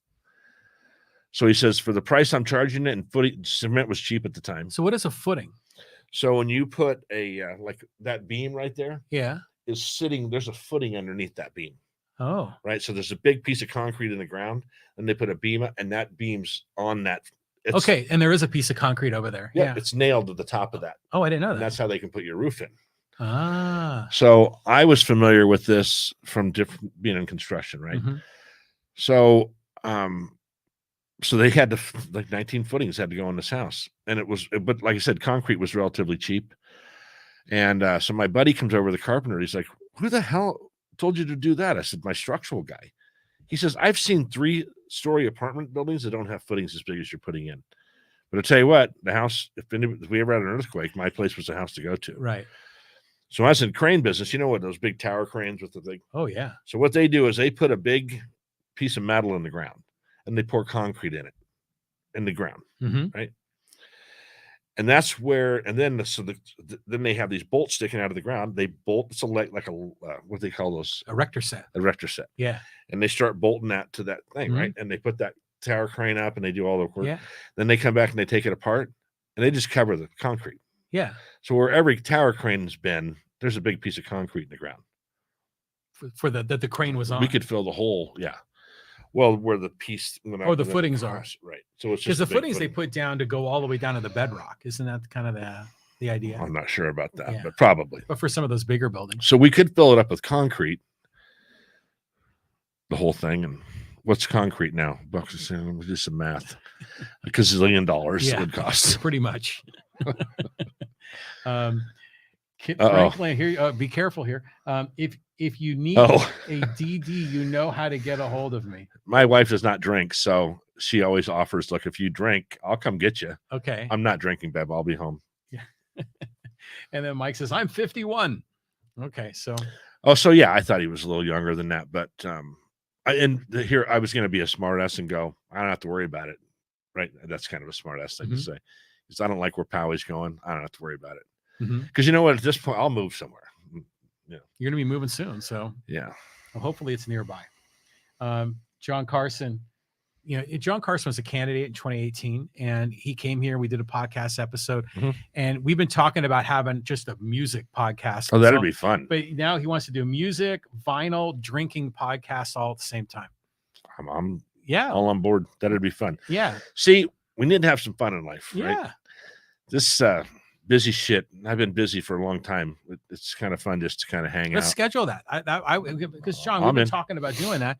And Ed, we get you, and I've got like a third microphone. We can make this work. So, all right. So Kit says it was a great place to grow up, and for our kids and grandkids. Yeah, definitely. Yeah. So our kids, we only have the grandkids we had in Poway just moved to Temecula because they could buy a house. So we don't have any kids in Poway now. We have a daughter and a son-in-law and a granddaughter, but they live in like Sabre Springs. So they just all moved out of Poway. Yeah, I it's don't have expensive. anybody in the Poway I mean, the system median home anymore. price in Poway, what is it? It's got to be like, Yeah, it's huge. well, it's 800,000 or is the median for the San Diego County.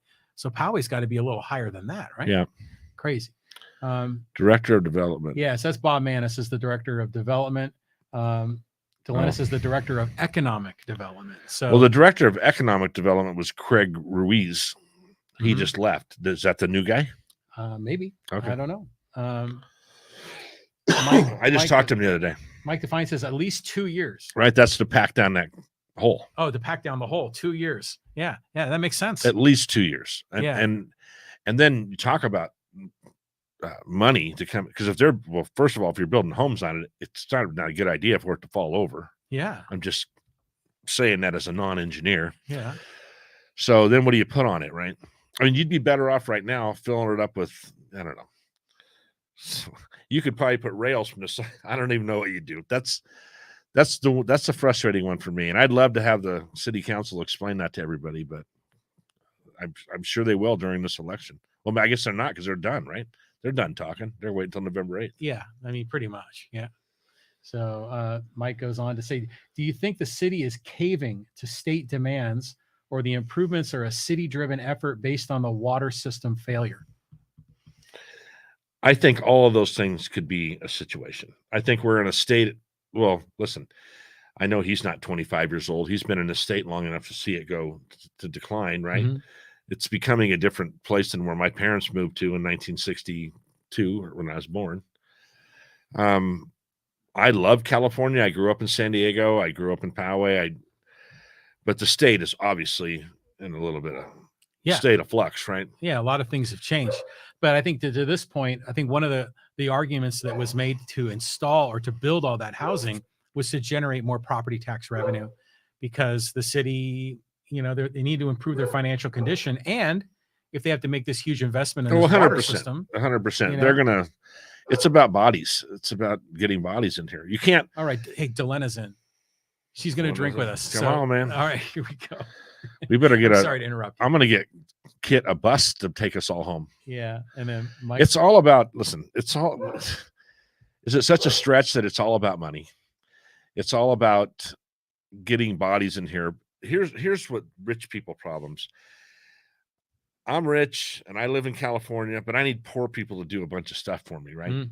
So it's as crass and as gross as that sounds. Isn't that true? Right? We need rich people. Rich people need poor people to do stuff for them. Yeah. It's I mean, I'm not a socialist by any means, but that's why socialists get pissed. Yeah. So it's all about the money's always got to win. It's the golden rule. The one with the gold makes the rules. It's always going to be like that. It's been like that since the beginning of time. We have to just find our place to fit in. Well, it's with the whole political thing. It's always follow the money, right? Of course. So Mike Ryan's looking for some fun too. So I mean, this whole podcast, we can go crazy with this. We should have Rob give us his bar. We'll do it down there. Yeah, we'll do a live stream from the bar. That'd be fun. Yuri Bolin says Sacramento is the main problem, not just Poway, but the whole state. Yeah, and that's a big part of Yuri's platform for Poway mayor. Delena says, did you all know that Bob Manis was hired after making a major mistake in San Diego? He approved buildings too high and had to have it demoed. Why isn't he being watched for his mistakes? Did he have anything to do with that? So you remember that you brought it up that by the airport, that my building? Montgomery Field. Yeah. All right. So what happened? We were on that job. We were HVAC selling to the HVAC contractor, and we had to they put all that stuff up. We had to take it off so they could cut so that guy got a signed permit from San Diego. So he built the building. Then the FAA came in and said, no, we're bigger than them. We're the government. They're not. They're local people. Federal versus local. So he was an attorney and he tried to sue all those and he lost, right? Yeah. They ended up taking that 12 feet off of that thing. But I don't know if he's I don't know. I'm going to look him up when I get home because I think, I know Craig Ruiz was the economic development person in Poway, and I think he just left like a month ago. So he's probably doing something else or similar. But by the way, I've worked at jobs where they hired idiots that we knew they were documented idiot. This never happened to you? No, yeah. Yeah. They hired somebody. You just really seriously hired this asshole? He's from the other company. Do you think he's going to get better? Yeah. But it's usually married to someone's sister or something. Who knows? Right. Yeah. Mike Ryan says, yeah, that'd be fun. And Neil says, Calypso and I will be the designated driver, $25 a person. So see, there you go. Money again. Money talks, huh? All right. Let's wrap this up. All right, let's do it. Because I got to get some stuff done. But yeah, thanks. I had a great time. Yeah. You know, I was just telling somebody I don't get a chance to talk to many people because we don't have as many events, and I'm not involved in an organization right now that has those events. So, I mean, I think over the years I've gotten pretty easy to get along with, right? Not so hard to. I won't argue with you. I just won't argue with you. Yeah, you don't. If you have an opinion, that's fine. I mean, everybody's got an opinion here. Everybody's at a different stage of life too. Totally. People with younger kids are thinking, God, where are we going to go in 10 years? I'm not. I still am raising kids, but they're a little bit more mobile, right? Than when I had all those kids at home. Right. And I have different desires and wants and what I want to look at and what I want to go. And, you know, I'm at home a lot. Mm-hmm. We pay a lot of money to rent this house. I like being in it. You know, we don't go to bars. I don't go dancing. My wife would like that to change. I don't do a lot of the things that I used to do. I'm not slowing down. I still go to the gym. The gym that I go to is close. So, you know, when you're in a different stage in life, Poway looks different, right? I don't have to move back to Poway. You guys already live there, so you're going to have to deal with what you got. Mm-hmm. I lived there for a long time. Like I said, I thought it went slow, and then it kind of right off the side of the cliff. But it's still a great place to go. Look at the school district, all the mess they're in with money and all this shit. Yeah. I mean, Jesus, they were saying how great a school district it is. Is it really? If you can't even, you know, a whole nother podcast. But yeah. Is it such a great school district? Let me tell you, I had really good students, some of my kids, and some shitty students. It wasn't the school district. It was my kids. Right. It was my fault. It was our fault. It was me not keeping my eye on the ball sometimes. Sometimes it's our fault as parents and things like that. Yeah. That we don't do as good a job. And I had different jobs. Some jobs I was traveling. Some jobs I wasn't traveling. I put a lot on Kit. Kit stepped up. But, you know, you can only do so much. Just mind your own business and, you know, take care of your kids the best way you can. The city will not fix your problems. The state will not fix your problems. And the government, federal government, will not fix your problems. So get out there, overcome those limitations. Watch my podcast. If you want to be on my podcast, write this down, edfranklin.nolimits@gmail.com. That's my email. If you want to be on the podcast, we can bring John around. I can bring vodka, whatever you want to do. And, but if you do go to YouTube and watch one of my podcasts, please subscribe to the channel and you'll see them coming out. So some of them are funny, some of them are serious, some of them are motivating. So, come on and see. I'm trying to find my stroke in life too at 60 years old. So right on. Well, thanks, Ed. You're welcome. Thank you for having me. And thanks everyone for sticking with us on the live stream. Really appreciate your That was support. awesome. It was so much. We had a lot of comments. I appreciate you guys doing that. Yeah, all good. There's a couple more. Let's go. Answer them sneak them in. Yeah. Before we can. Why not, huh? Here we go. Because I know I want to give everyone their piece here. And okay. So Delenna's calling shotgun on Calypso. Mike Ryan says, take care, guys. Great job. Yuri Bolin, great show. Great guys. Delena, there's only shotgun. I know. So yeah, Calypso. You have to be sitting on someone's lap if there's two of you.